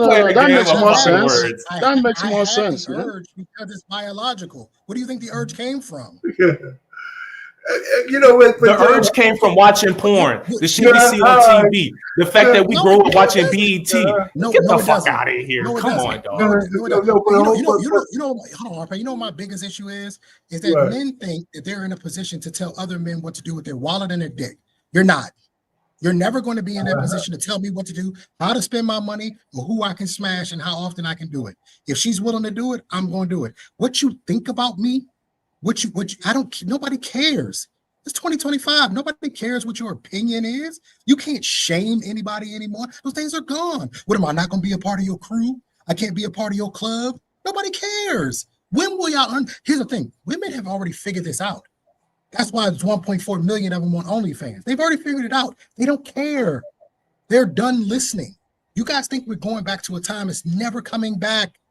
It's never coming back. This righteous, oh, we got to save society. It's never coming back. It's gone. None of what I'm talking about has anything to do with saving society. It ain't got nothing to do with telling none a man of to that. keep it in his pants. That's not saving society. Not saving. I'm trying to help Playboy not get a lawsuit. I'm trying to keep Playboy He out don't of He child don't support. have to smash to get a lawsuit. Oh my goodness. That's the part you don't understand. Okay. He don't have to smash to get a lawsuit. And you are, that is very true. That is very true. But the risk of getting a lawsuit exponentially shoots out the window when you put your dick in her, cuz. It exponentially goes out the window. So your answer to the problem disagree, is, man. hang on, hang on, let's finish this. Let's have this conversation.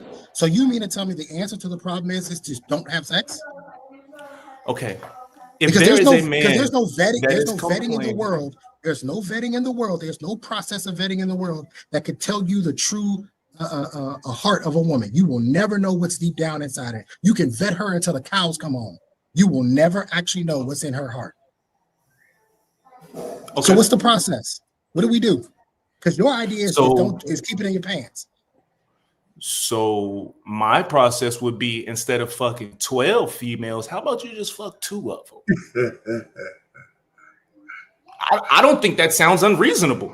I don't think that sounds unreasonable. Like I'm not saying that niggas need to just be celibate and never have sex and none of that. I'm just saying, instead of fucking 12 randoms, how about you find 1 or 2 that you kind of cool with, you get comfortable with, you figure out a sister, like something like that. But hey, you know what? I'm gonna go meet a girl on Instagram. We're gonna exchange information, meet up at a hotel, and never talk to each other. And then 6 months from now, what?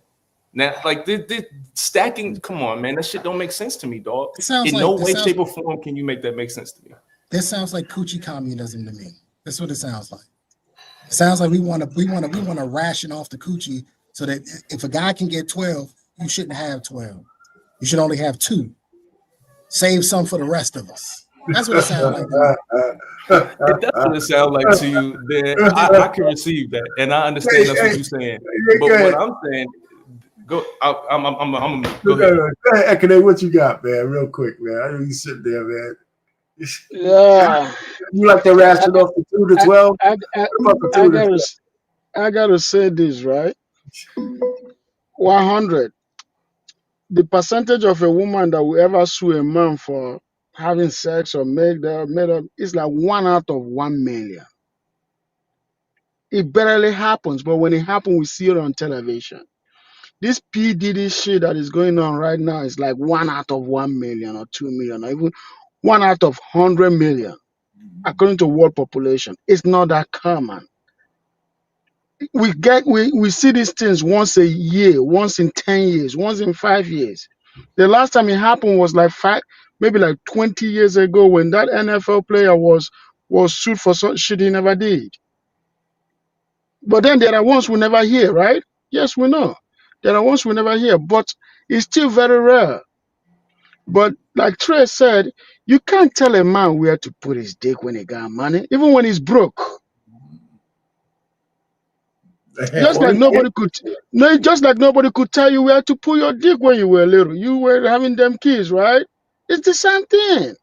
So you can't be born again after you've made a mistake and then trying to police us after you made a mistake. It's not that easy. But the thing is this. I got to tell you this like I tell everybody else. Whatever you want to preach, keep preaching it, because there are people that will listen. There are people that will take what you said and apply it. Never think that what you said doesn't make any sense. I might not accept it. Trey might not accept it. Mr. P might cut you off every 1 minute so that he can talk, you know. But guess what? There is somebody. There is somebody listening, man. Not even up to 1 minute. I said take 10 seconds. He wouldn't even let you go past 10 seconds. Yeah. So I'm being generous right now. Huh? I'm being generous like a motherfucker, man, right? Hey man, you're not generous with your time, but that's okay. That's funny, man. I agree. That like Pan keeps saying, there's no think tank. I can't tell another man what to do with his shit. All I know is there are plenty of men that I've heard have certain conversations, and they always wondering, well, what's the solution? You know what the solution is, cuz? Stop fucking the bitches. You keep complaining about the crazy shit that you keep coming into your life, but you keep adding more crazy into your life. How are you complaining about some shit that you keep doing? How does that make sense? It doesn't. Because that's not the solution. How? Oh my God. That's not the Then what is the solution? Then what is the solution? Okay, the solution is to continue pointing your finger at women and telling them it's their fault. No, I didn't say that. All I'm saying is not stroking women is not a solution because it's not realistic. So it's not a solution. Men have been stroking women since the beginning of time. You know, the solution is what Trey said is never going to happen again, right? Social mores, right? Religious adherence, shame, positive peer pressure, things that make people say, let me think before I do this. Female virtue, men dick discipline. I mean, all that shit's gone. There's no governors on our lives. I disagree with you on that. Hold on. There's no governors. Okay, in the West, in the United States, there's absolutely no governors on how people feel. They do what the fuck they want. And if it's not breaking the law, and even with that, they even turning that into some kind of shit. If you stroke a honey 10 years ago, and she wakes up one morning and say, God, this motherfucker got rich and left me behind. She could just say, yeah, I didn't want to fuck him 10 years ago, and your life is upside down. So there is no hope for self-control. This is where I'm going to disagree with you, Mr. Penn. I got to disagree with you. You know what? You know why I'm going to disagree with you and Penn? This is why I'm going to disagree with both of you. Hold on for a second. Go ahead. You broke up. Yeah, this is why I'm going to disagree with both of you. Civilization has always told us that there will always come a time when one badass man will come and destroy all the bullshit that has been built. Look at if you read Civilization, there's always been a single nation or two nations or three nations that come in and bring all immoralities, right? Okay. And then from nowhere, everything gets wiped off. Was that before or after nuclear weapons? Nuclear weapon has nothing to do with this. What you talking about that? Even the United States, I'm trying to tell you guys this. You see the US, look at what Trump is doing. They'll come a day. I'm just telling you guys. You guys think if we're gonna live long enough, right? There will come a president one day that will come and fuck all shit up and blow shit up. He can't. And put motherfuckers in jail. No, he can't. I'm telling you for real. I'm sorry. Stop. Man, we don't even have a functioning Congress anymore. Our Congress is Congress is messed up. They can't even hold presidents accountable. I know you're from another country, but here in America, we have a checks and balances system. Man, we have checks and balances in Nigeria. Trump has been trying to push things through for the last month and a half, and they've been getting turned down. He literally just had something go through with the Supreme Court today. He'd been trying to work on, and they basically sent it back to him a few different times and told him to fix it. We have a checks and balances system. He does not have. He can't even send off a nuclear warhead by himself. We do these things on purpose so that we don't get exactly what you're talking about. Some crazy one man that decides I'm going to change the world. It's going to come up. It doesn't work that way. Arpain, let me say this real quick. Good. You were talking about retroactive consent. There was a Instagram post. I don't know if you saw it. It went viral of a woman who was married for 15 years. And in that Instagram post, you know what she said? She said, I've been married for 15 years and I just realized I never gave consent. This is the road we're headed down. And people don't realize this because you think, having dick discipline and getting married is going to be your answer. Even wives are pulling retroactive consent now. Wives are saying, I never consented to having sex with this man. So you're going to tell a husband not to have sex with his wife now? Is that going to be the answer? Don't have sex with your wife? That's the answer. You got to divorce our ass. This idea of that, oh, don't keep it in your pants. No, the fact of the matter is, and I completely 100% agree, the moment you pull them panties down, anything can happen from there. Anything. But the idea of telling men don't do it is okay, well, that goes against biology. So what's the answer here? Don't do it. You got a bunch of miserable dudes running around with, you already have that now. All you gotta do is look at YouTube. You got a bunch of incels running around talking about women ain't shit every 5 minutes. Why? Because they can't get them. Only 10% of the dudes is having sex with everybody. What's the answer? The answer can't be keep it in your pants. It can't be. Okay, so from what I am understanding is you are on the opposition of what I'm saying, and that to me presents as though you're saying, hey, retroactive consent, you know what I'm saying? You know, it's out here, it could happen. So instead of controlling yourself and limiting how many people you could put on that list that can do that to you, just be free and do whatever biology tells you to do. Just whatever urge you have, just keep adding it to the list to make the list longer of people who can retroactively take away consent. Is that what you're saying? No. Yes, that is exactly what I'm saying. Let me tell you why. Because if your wife can do it, if your own wife can do it, what does it matter? Where you going with us? You get back. The answer can't be don't do it at all. If I'm saying if a man followed your word and said he got married to one woman, he had sex with one woman, and that woman woke up one morning like this lady did and said, I never consented ever to my husband. That now presents a problem. By the way, I have arrested husbands who were charged with rape against their wives. It can happen. There is no relationship marriage consent. The moment you get married, oh, she just automatically consented to sex. It is not how it works. So this idea that everybody needs to keep it in their pants. How does that help any man? Regardless of what situation he's in. How does that help any man? Yeah, and the point really is, and I think it was a little far-reaching, don't trade, but the truth of the matter is, even if you're being disciplined, that one girl you stroke can put you. I mean, that one you said, I've been really good. I just finally got some ass, and I'm really sure. And then all of a sudden, that chick got you up on charges. The one girl that you were saving yourself for. You know, so the point really is, it doesn't mean that you go buck wild. It's just to say that the solution cannot be. Men have to change what their nature is in order for us to fix the world. That's just crazy. It's just not the right solution. Is there a solution? No. Well, we just let the fucking world go willy-nilly the way it is. And so now we're pretty much fucking each other like feral animals in a goddamn field.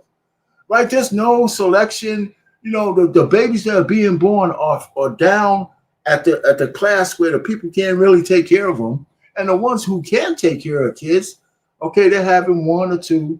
And the rest of them are going down to the clinic. Right? Because the women say, well, my future is more important. So anybody who has the means of having less children, the people who have no shit going on, all they can do is fuck. They don't got nothing. Their only avenue of satisfaction is getting some ass. That's it. But life is fucked up. Where they live is fucked up. I mean, come on. But Arpay, we're trying to make this distinction as if the men listened to 100 and kept it in their pants, like the women would do the same. No, they're just gonna keep sharing the men that decide to go against it. They're already doing that now with the rich men. They're just all having sex with the same guy, which is why the STD rates are much higher for black women than they are for black men. Do you know that black women have 1 million more kids than black men do? That's like, it's so obvious. You tell men to put it and keep it in the pants. That ain't gonna stop the women. They still go get it. They just gonna share the same guys. They will even have sex with their dog. Well, let's not go there. But the point really is, your point. I don't think that. I gotta be honest with you. I don't think that's black women. I think that's that's not black women. I think that's a whole different. That's a whole different type of stuff. I don't think black women do that stuff. No, they do that in the Middle East, man. Okay, let's leave it over there. Let's leave that shit over there.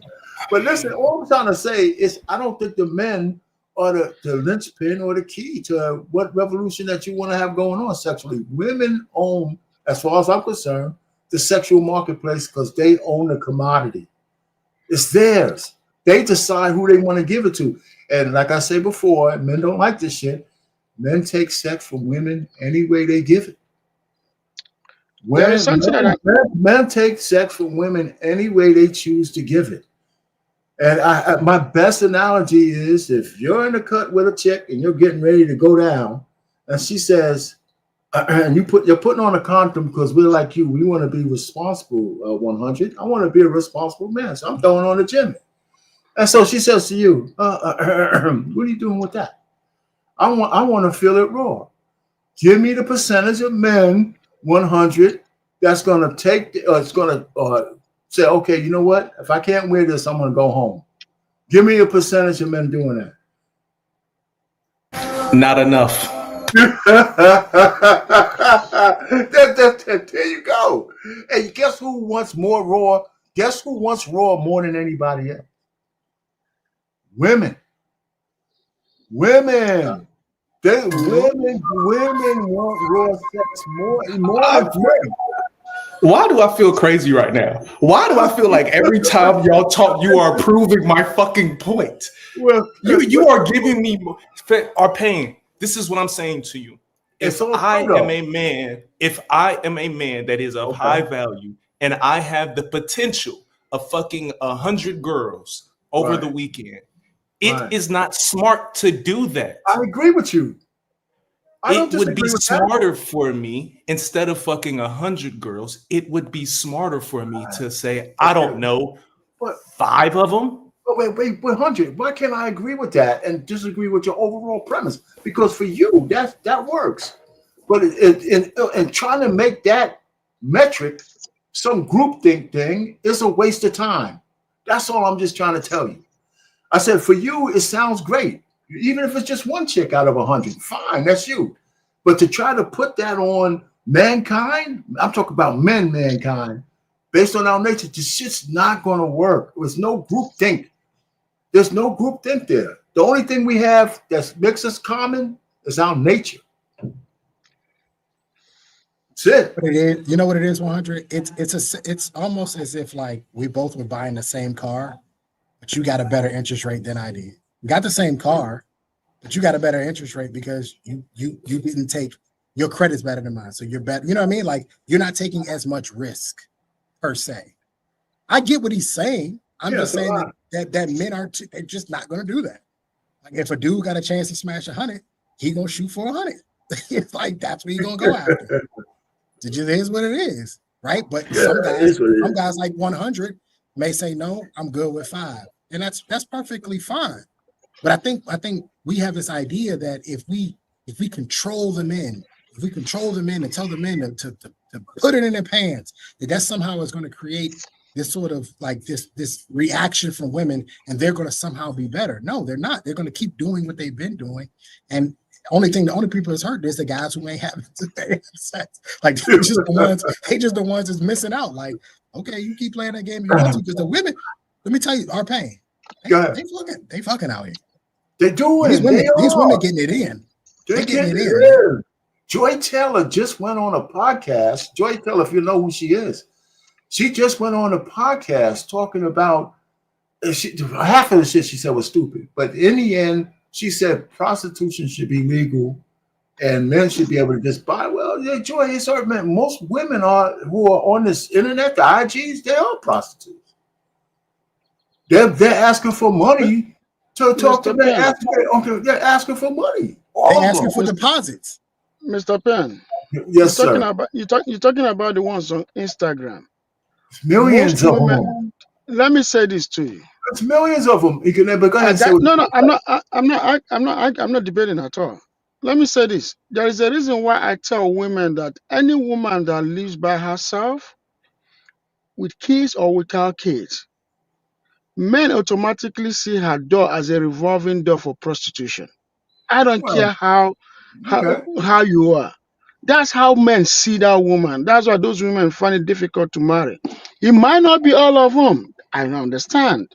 It might not be all of them, but that's what life is. At that aside, I got to say this. A lot of women are prostitutes. They don't have Instagram. They don't have online nothing. They are just prostitutes. You're either buying them food or you're giving them money. Most women on earth, I'm sorry, they live with their parents. They are prostitutes. Give her money, she fuck your ass. Yeah. Most women are prostitutes. Just take that from me. I've been there, I've done that on this earth. I'm talking about the ones that you think that are very holy, they're still prostitutes. The only thing is that they're not standing on the street. That's the only thing. They're not standing on the street. Everything is all transaction. We've digressed. It's transaction. That means it's prostitution. It's prostitution. I disagree. We've just so digressed. Ekene, are wives prostitutes? Yeah, Joe. Oh, you'll be surprised that some wives are prostitutes, man. If money is exchanging, if she's giving it for free or giving it for money, she's as long as she's not fucking her husband only, she's a prostitute. What are you talking about, brother? She's a prostitute. Come on, man. Yo, I'm out of here, man. I'll see y'all. Yo, man, be trying over here.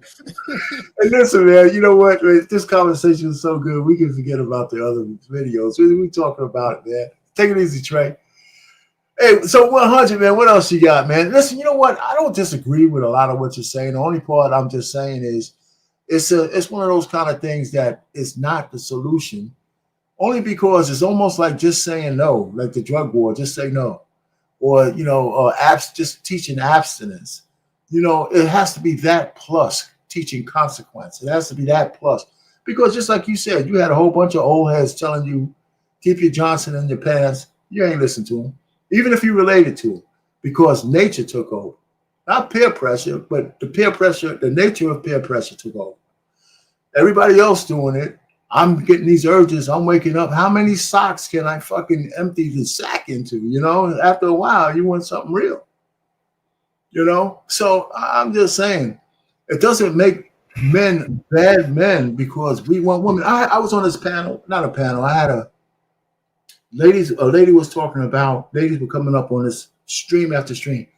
Why do all men only want to have sex with me? All they want is sex. All they want is sex. And the point really is listen, I said, every man, when they approach you, eventually wants to have sex with you. It's just true. That doesn't mean they all go about it by leading with that. Some of you guys, only you put out, the aura you put out is the only thing you're good for is to be banged out. Some of you, men will have to take a little bit more class to see who you are, to see if you want to, engage in a relationship.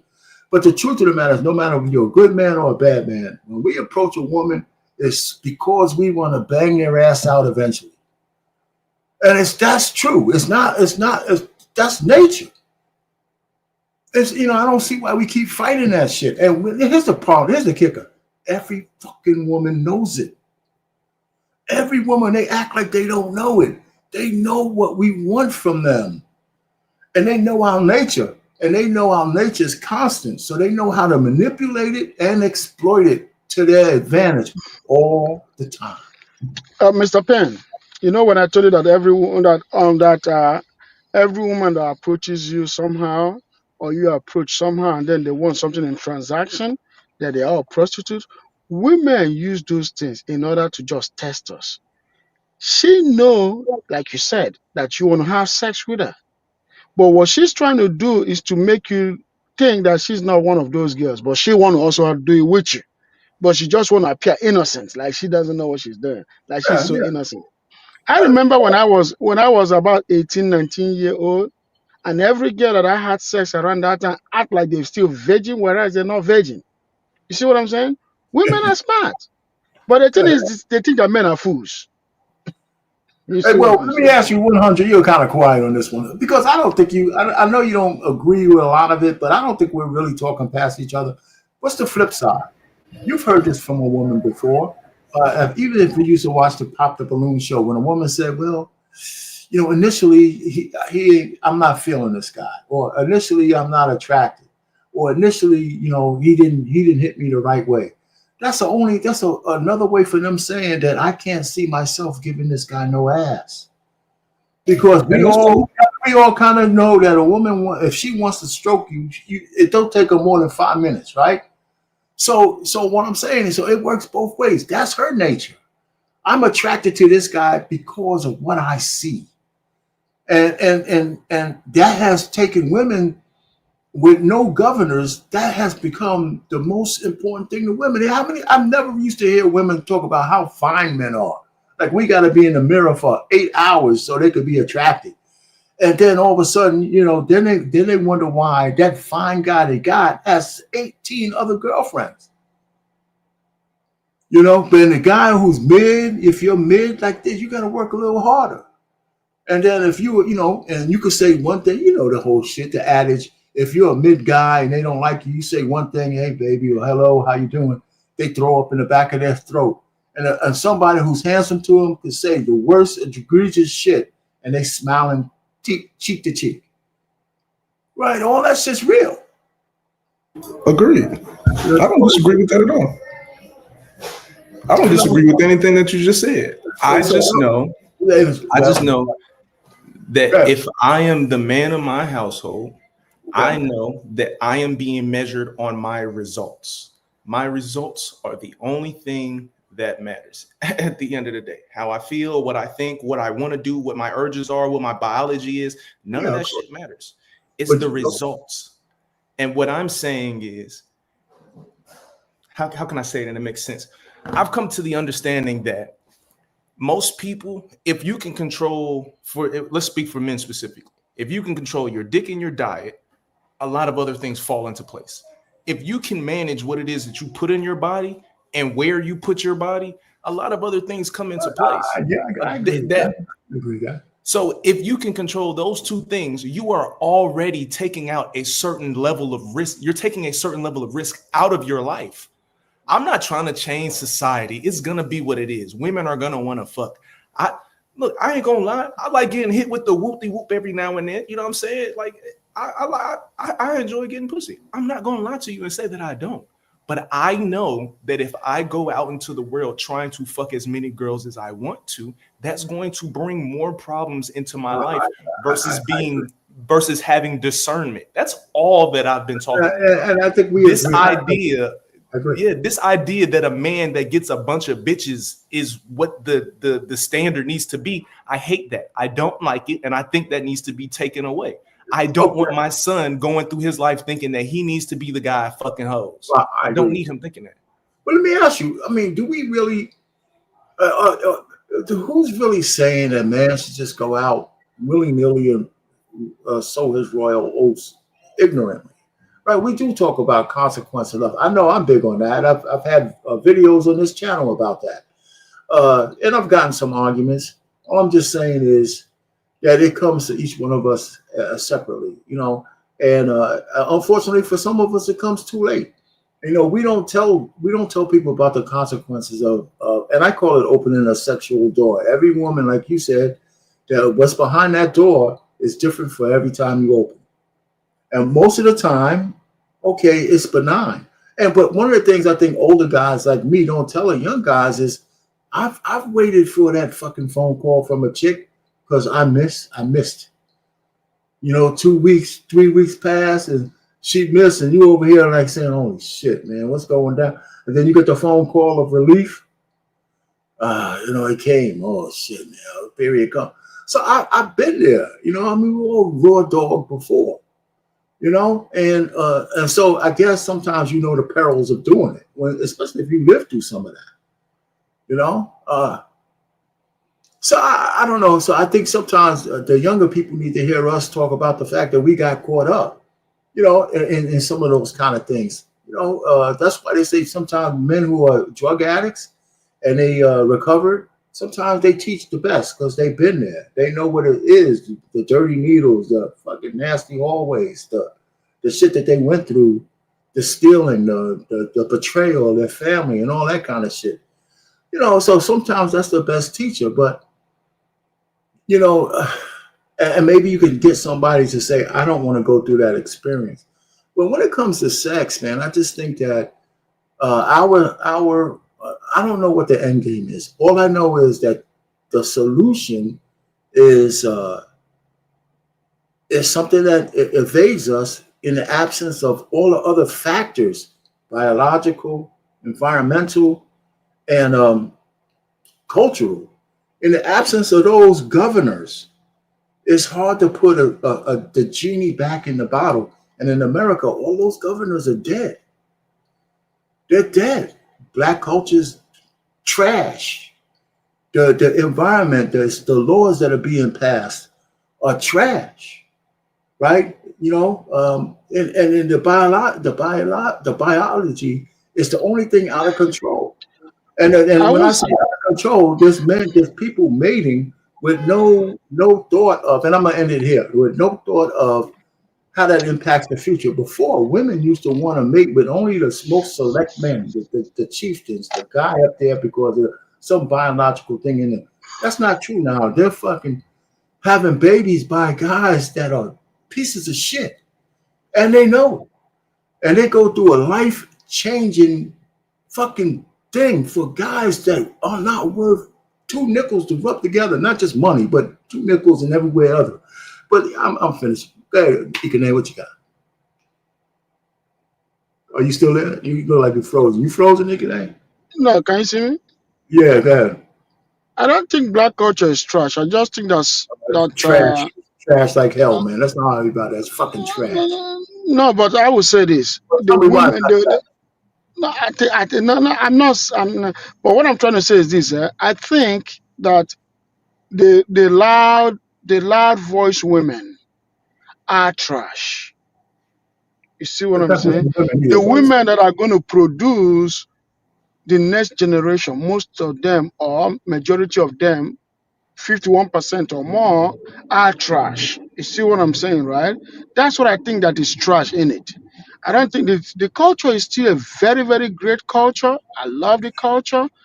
But the thing is, our today, the what we have in today, you just put it this way: the drug addicts of the 70s and the 80s fucked it up, and they came and have majority their descendants or maybe their grandchildren are the ones we're dealing with today, not just their children, because their children are in their 40s.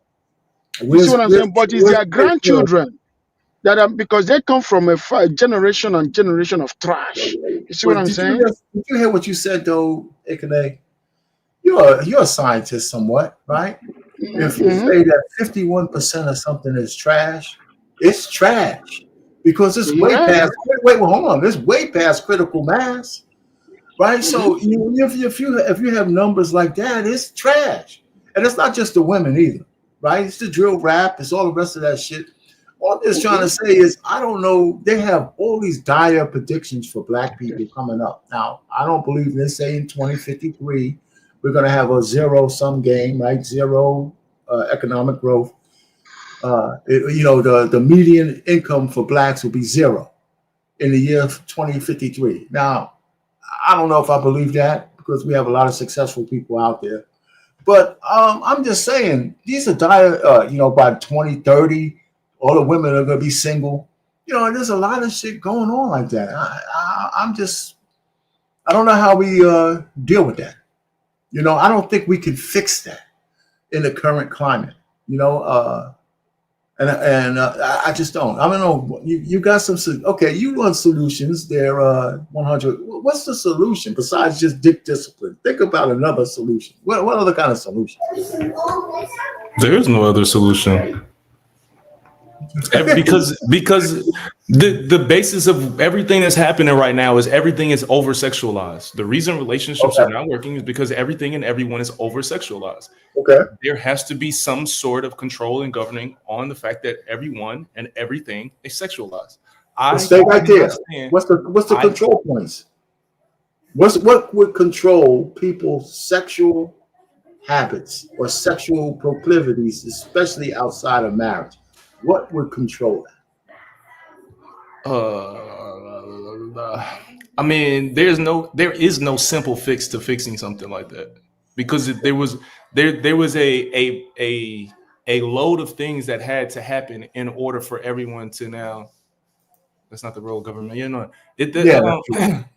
there's been a lot of things that had to come together in order for shit to come the way that it is right now. Exactly. It had to be OnlyFans. It had to be certain freedoms that were taken and given. It had to be certain social media like it had to be a lot of things that came together for it to be where it's at right now.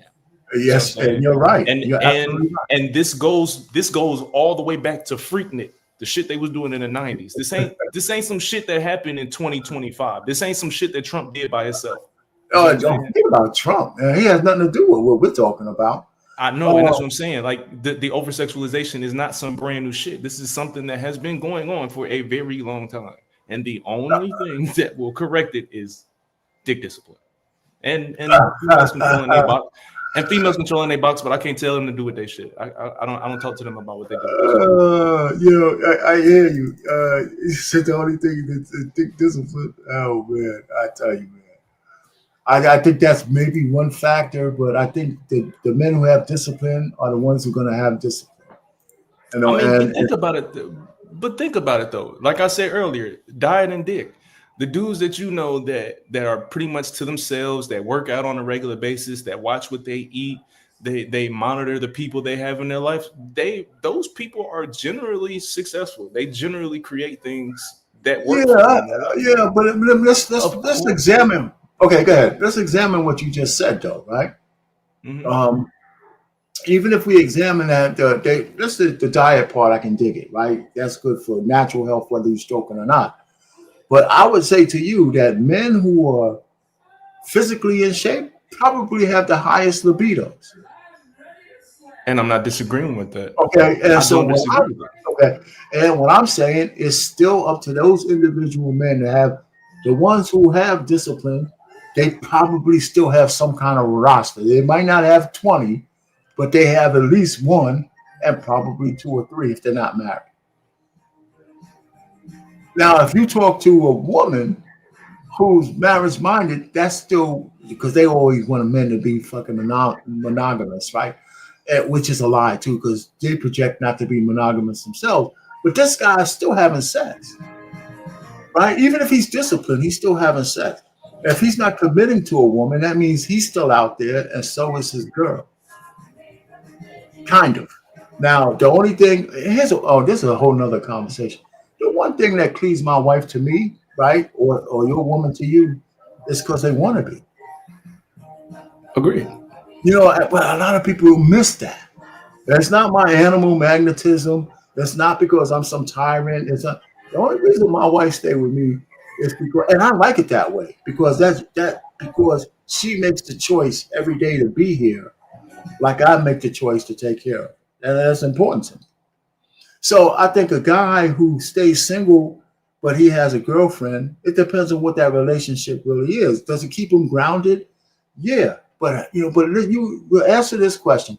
Why in corporate America, or even the presidency for that matter, at the high, they always look for a man to be married? And if you look at some of the statistics for NFL players who get married young, but not to some ratchet ass chick, but get married to a sweetheart, no, they tend to have better careers than the guys out there with all the money and no governors. And that plays into what you're saying. Right? Well, in terms of like the government, I would believe not government. I say governors, meaning what governs your actions. Right? A man who gets married young, who has millions of dollars in the NFL or any sports league, they tend to have better careers.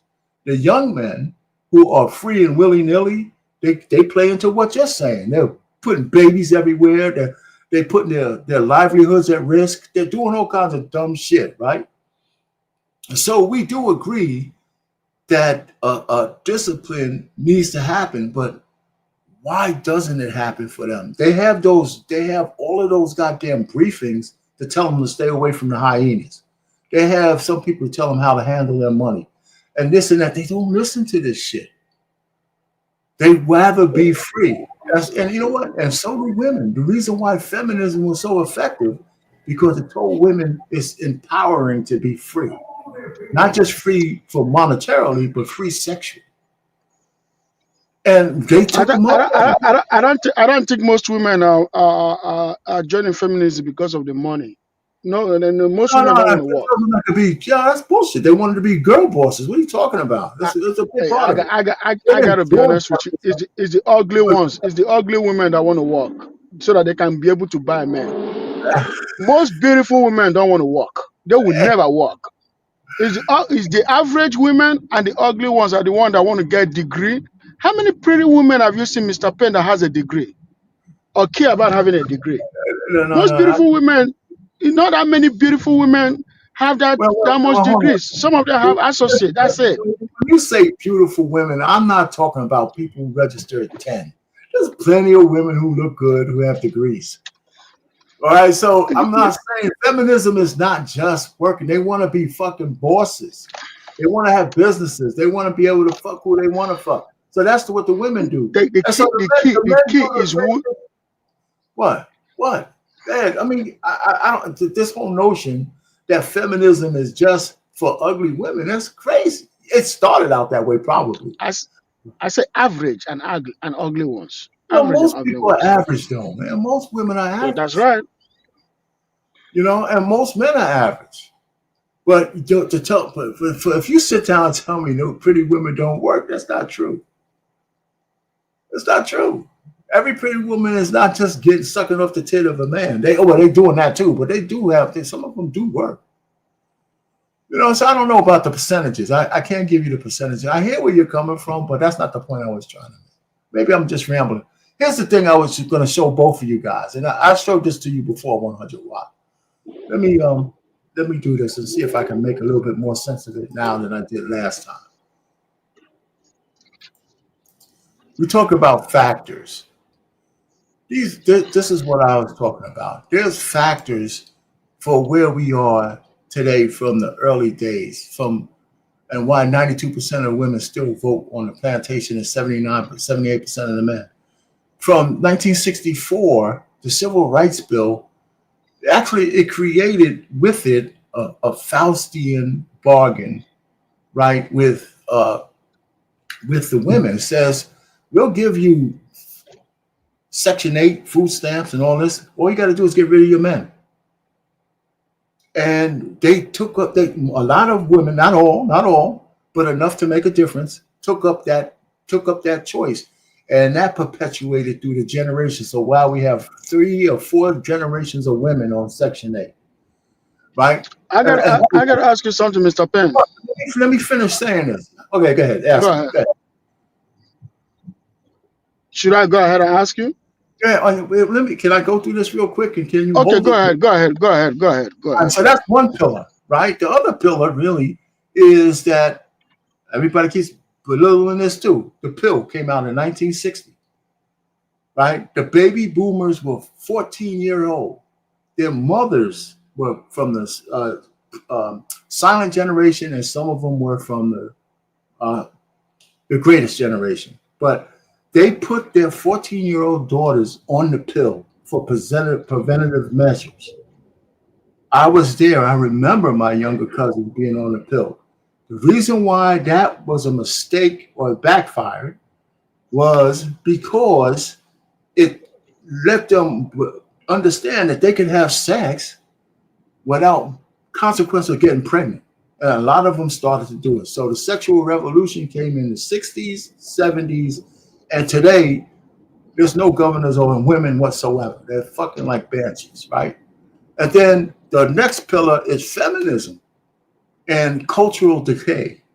When feminism came, you know, and it was noble for a little while, but then it became not to be equal to men, but to be better than men.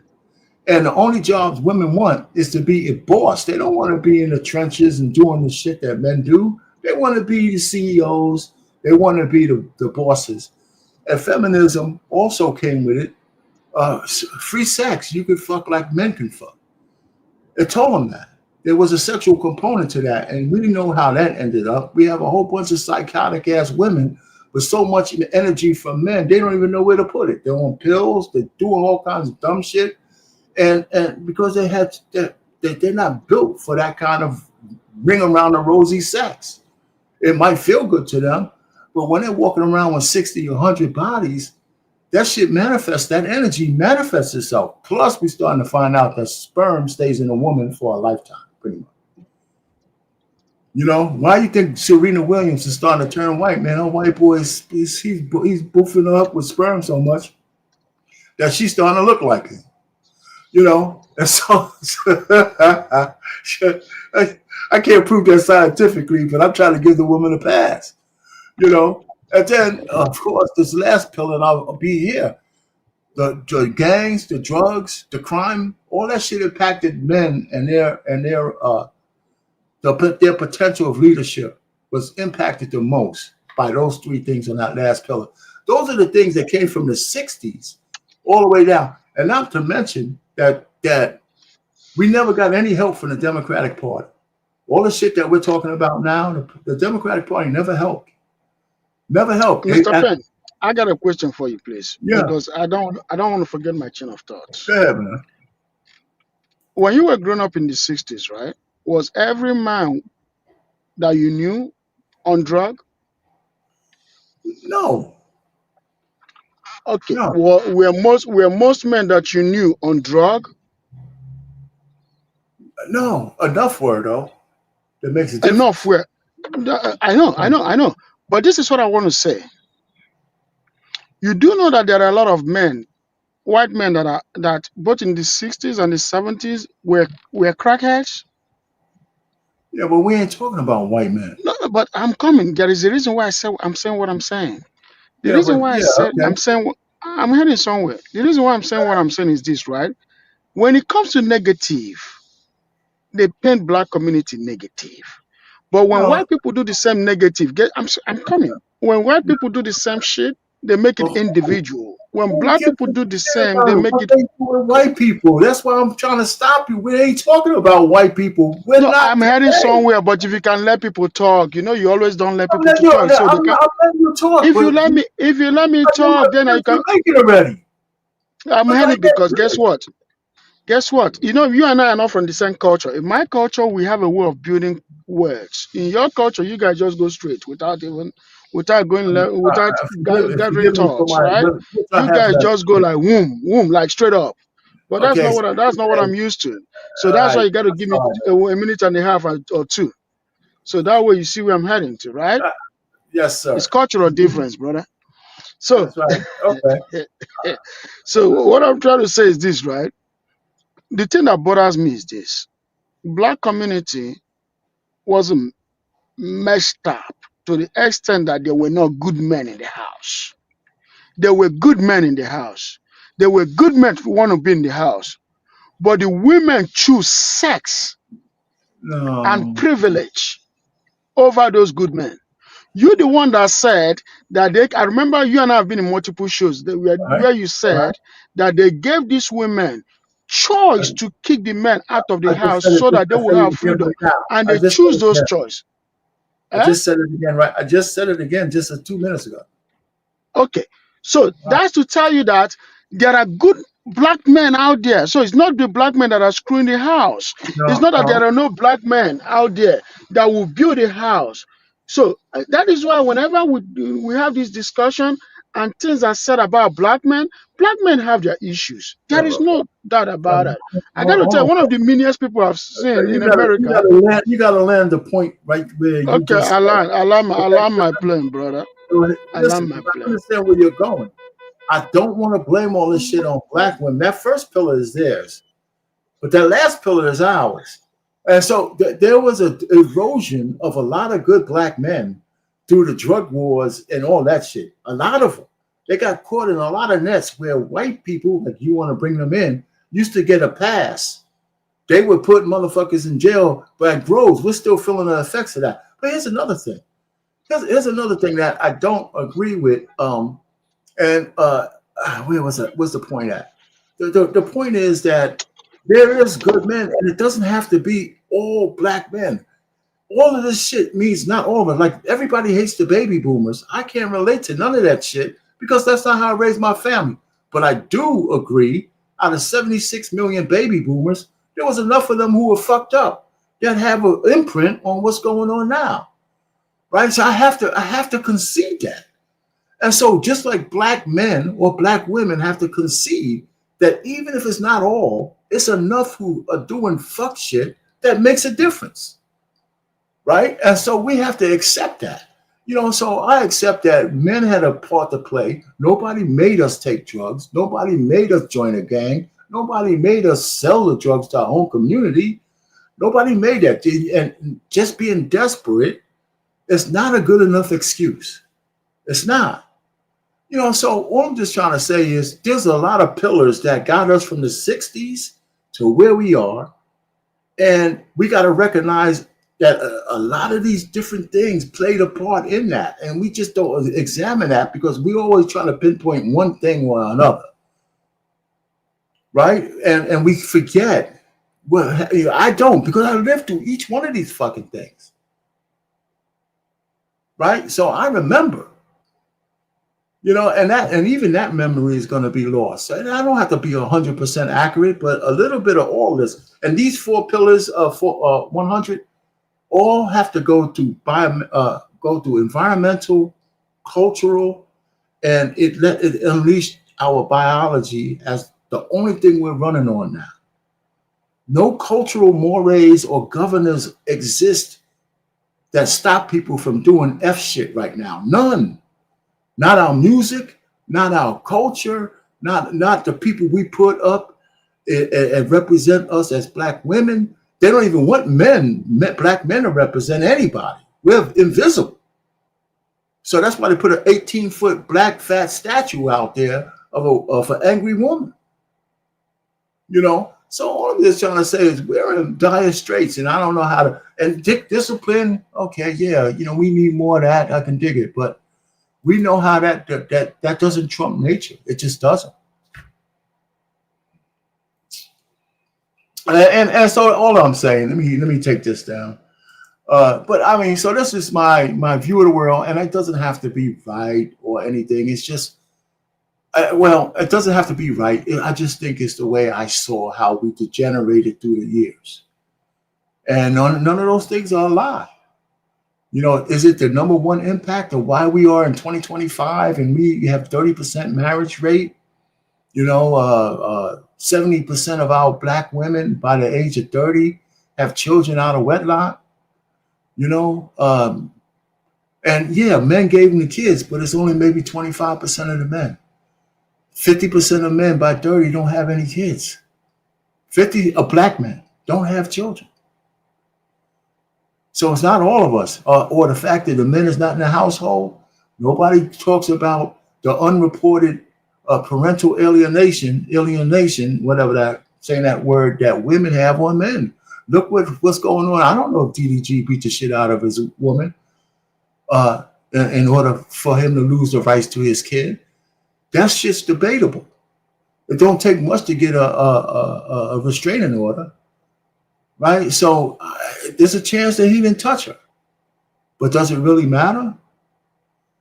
Right? So here's another man. I think he handled his shit all wrong anyway, but here's another man might not be able to raise his son.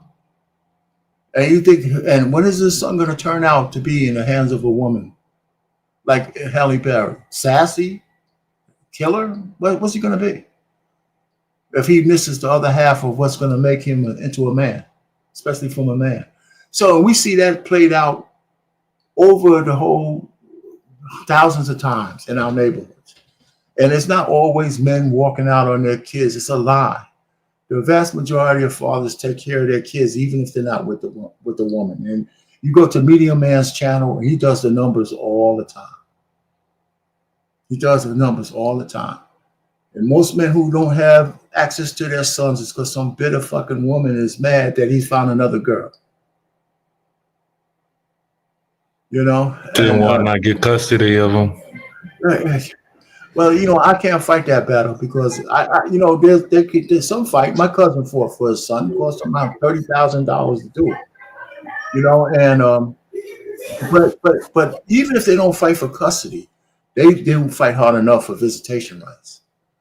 They don't go to court, or maybe because a lot of them might have warrants and shit like that out on them. But the fact is, they don't fight hard enough. I don't think men fight hard enough for, like, with But some of the shit, and most guys, when their woman says, when I hear a man say, I can't see my kids, the first thing I think of, oh, how come you ain't taking this bitch to court? Right? Especially after you have an agreement, right? You legitimize the kid, right, by signing the birth certificate. So you should have some rights, even if the kid stays with the mother. But a lot of men, when a woman starts being flanky with giving the kid over on the days they agree to, men don't just do what we don't do. We don't go to court. We don't. Men just don't go to court enough. And I don't think it costs a lot of money to go to court over that. Fighting for your kids, that's a, I mean, there's lawyers who tell men, you know what, that's a losing cause unless the woman is a absolute drug addict or something you could point to that makes her unfit mother. It's hard to get your kids from them. But should you fight? You should at least fight to get visitations. Especially if you're an up and up kind of guy and then she can't point to you being some kind of abuser. But men don't even do that.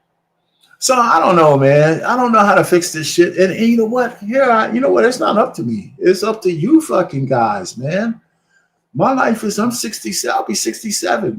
My only people I'm worrying about how to get out of this life and more is my daughters right now, and anybody who's in my orbit. But the future belongs to guys like you. 100.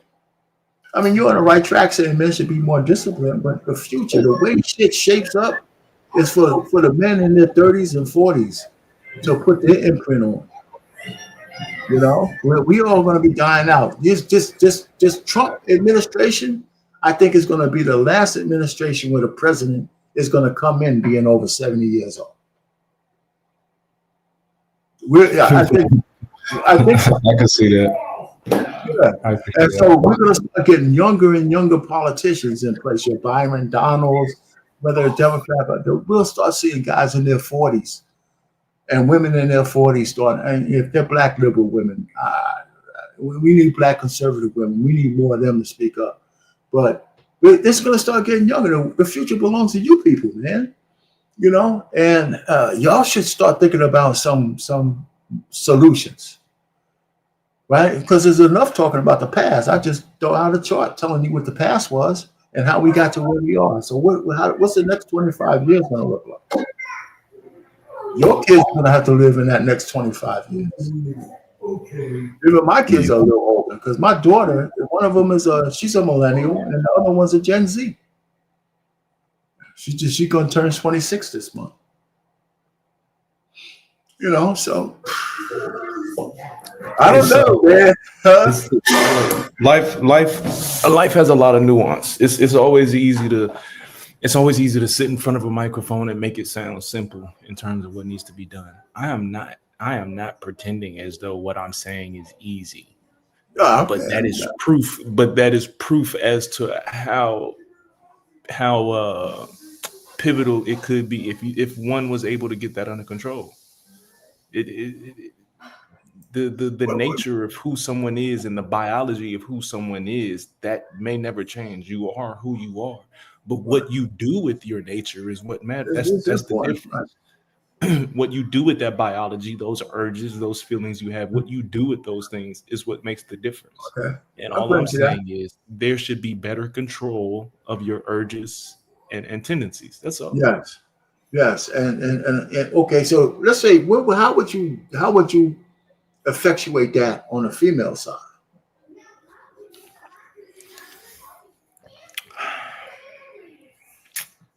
I believe that in terms of the female side, to be honest with you, I don't know, because it seems like females have a way of just changing what they like. Like sometimes they just like whatever's available to them. So okay, but they're the ones who own the commodity. Says who? No.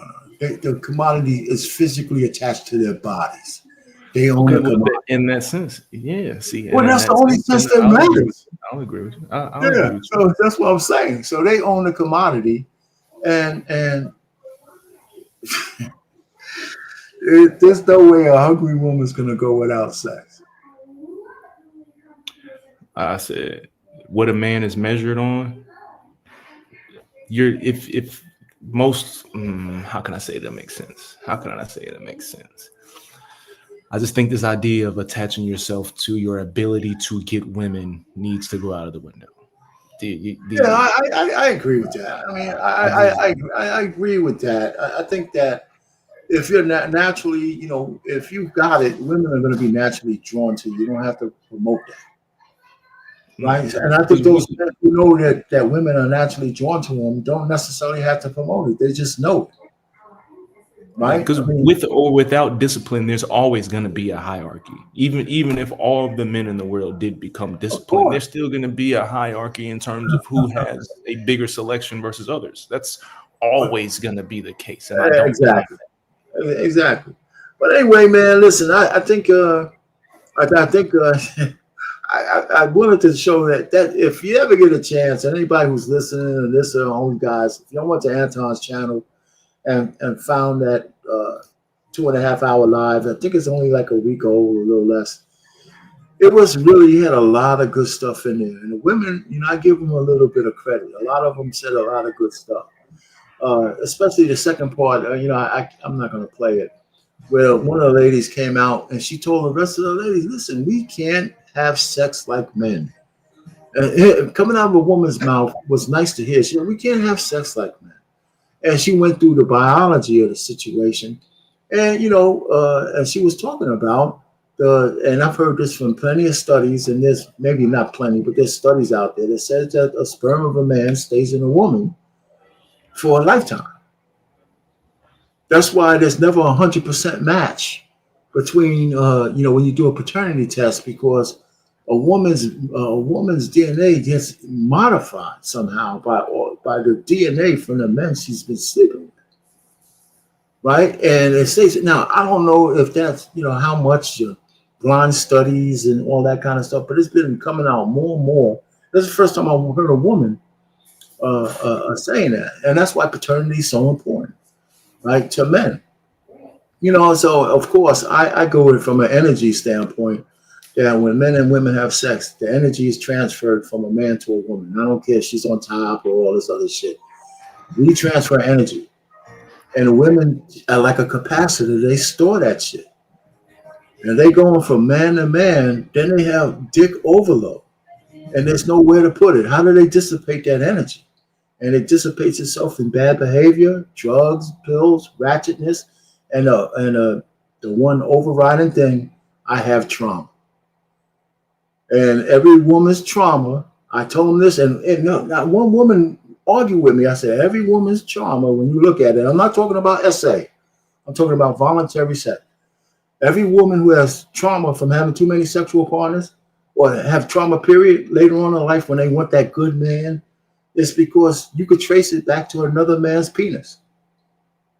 Every time a woman talks about trauma, no matter what she says, in the end, it always traces back to a man's penis. And that's what they do to themselves. That's what they do to themselves. So they coming all broken at 30 years old, 35 years old. I'm looking for that good man. But now they're all stuck in their ways, right? And it's hard for them to be, malleable to a real leader. Anyway, so that's another story. That's a whole nother life, man. Anyway, man, final thoughts, man. Ekene, you got final thoughts, man? We're going to get ready to get out of here. I got this beer. You on mute, big dog. You still on mute, big dog. Oh, sorry about that. And I'm not going to interrupt you. I'm not going to interrupt you at all. Oh boy. Go ahead. Oh boy. You can. That's the one promise you can keep, brother. I'm not going to say nothing, bro. Go ahead. Okay. So the thing is, I'm not going to say that black men or men in general are not responsible. They are responsible. They are responsible. They should take responsibility for their actions. But when you have, based on statistics, that the women are outnumbering the men by almost 4-1 by having kids outside wedlock, come on now. Numbers don't lie. You see what I'm saying? Numbers do not lie. That means one person is really causing the whole trouble in the society. When 4 women against 1 man is having all these kids outside wedlock, you shouldn't be blaming the man. That's what I'm saying. Yes, the men have some small percentage of problem that they cause in the community, but the women generally cause the problem. And when they can get satisfactory, they will go. If they get a man that will not tolerate their bullshit, they will go to the man that will tolerate their bullshit. You see what I'm saying? That's what I was saying earlier, and that's what I'm saying now. That they know what they're doing. They know that those men that they're going after are the men that will put up with their craziness. That's why they gravitate towards those men. And it's on 4 women against 1 man in bad results. Come on, black men are doing good job. Not great job, but they are doing good job because less than 20% of them are in that foolishness.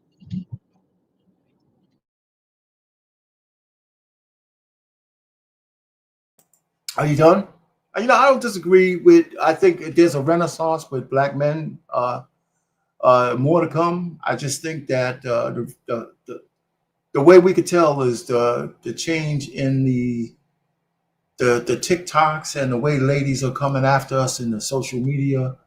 There's a whole lot more of them, saying, "God damn it, where's all the men at?" They keep forgetting they're the ones who drove men away, right?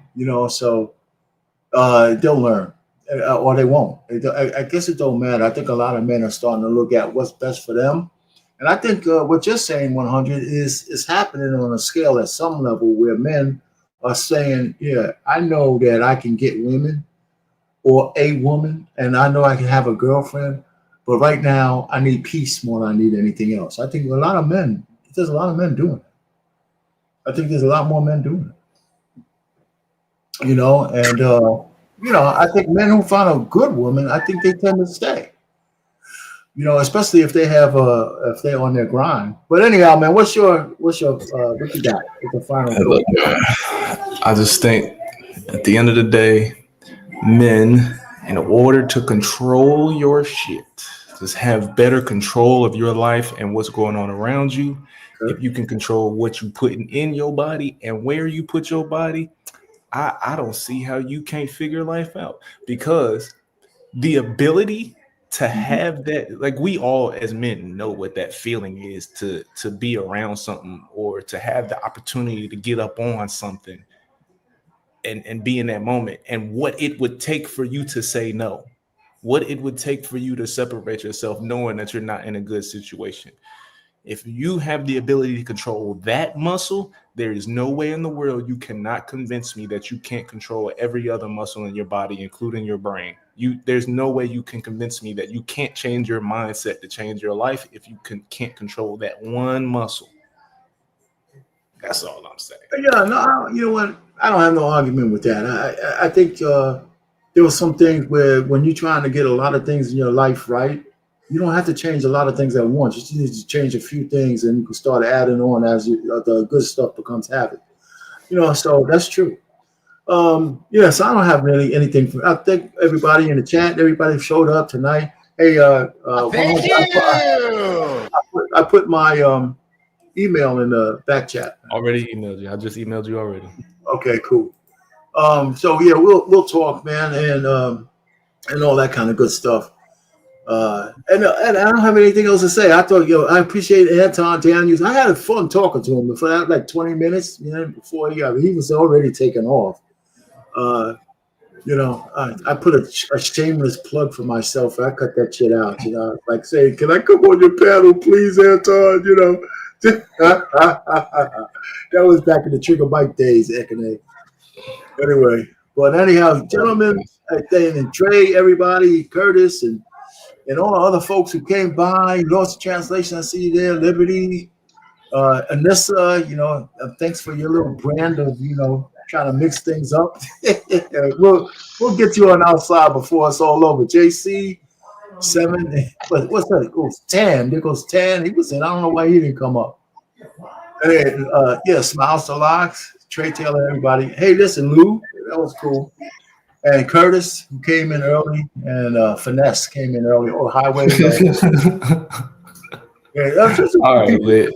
all right, man. Right. So I'm going. I said, hey, listen, we're done. Over and out. Till next time, and we'll see you later on. Oh, there's Tuesdays flipping tables, of course. Wednesday's the sports show, and then Friday is Thursday. Lit has a show, and then Friday, of course, is the barbershop. So there's always something going on. Sunday is a gray area. There's always something going on. All right. Good night, gentlemen.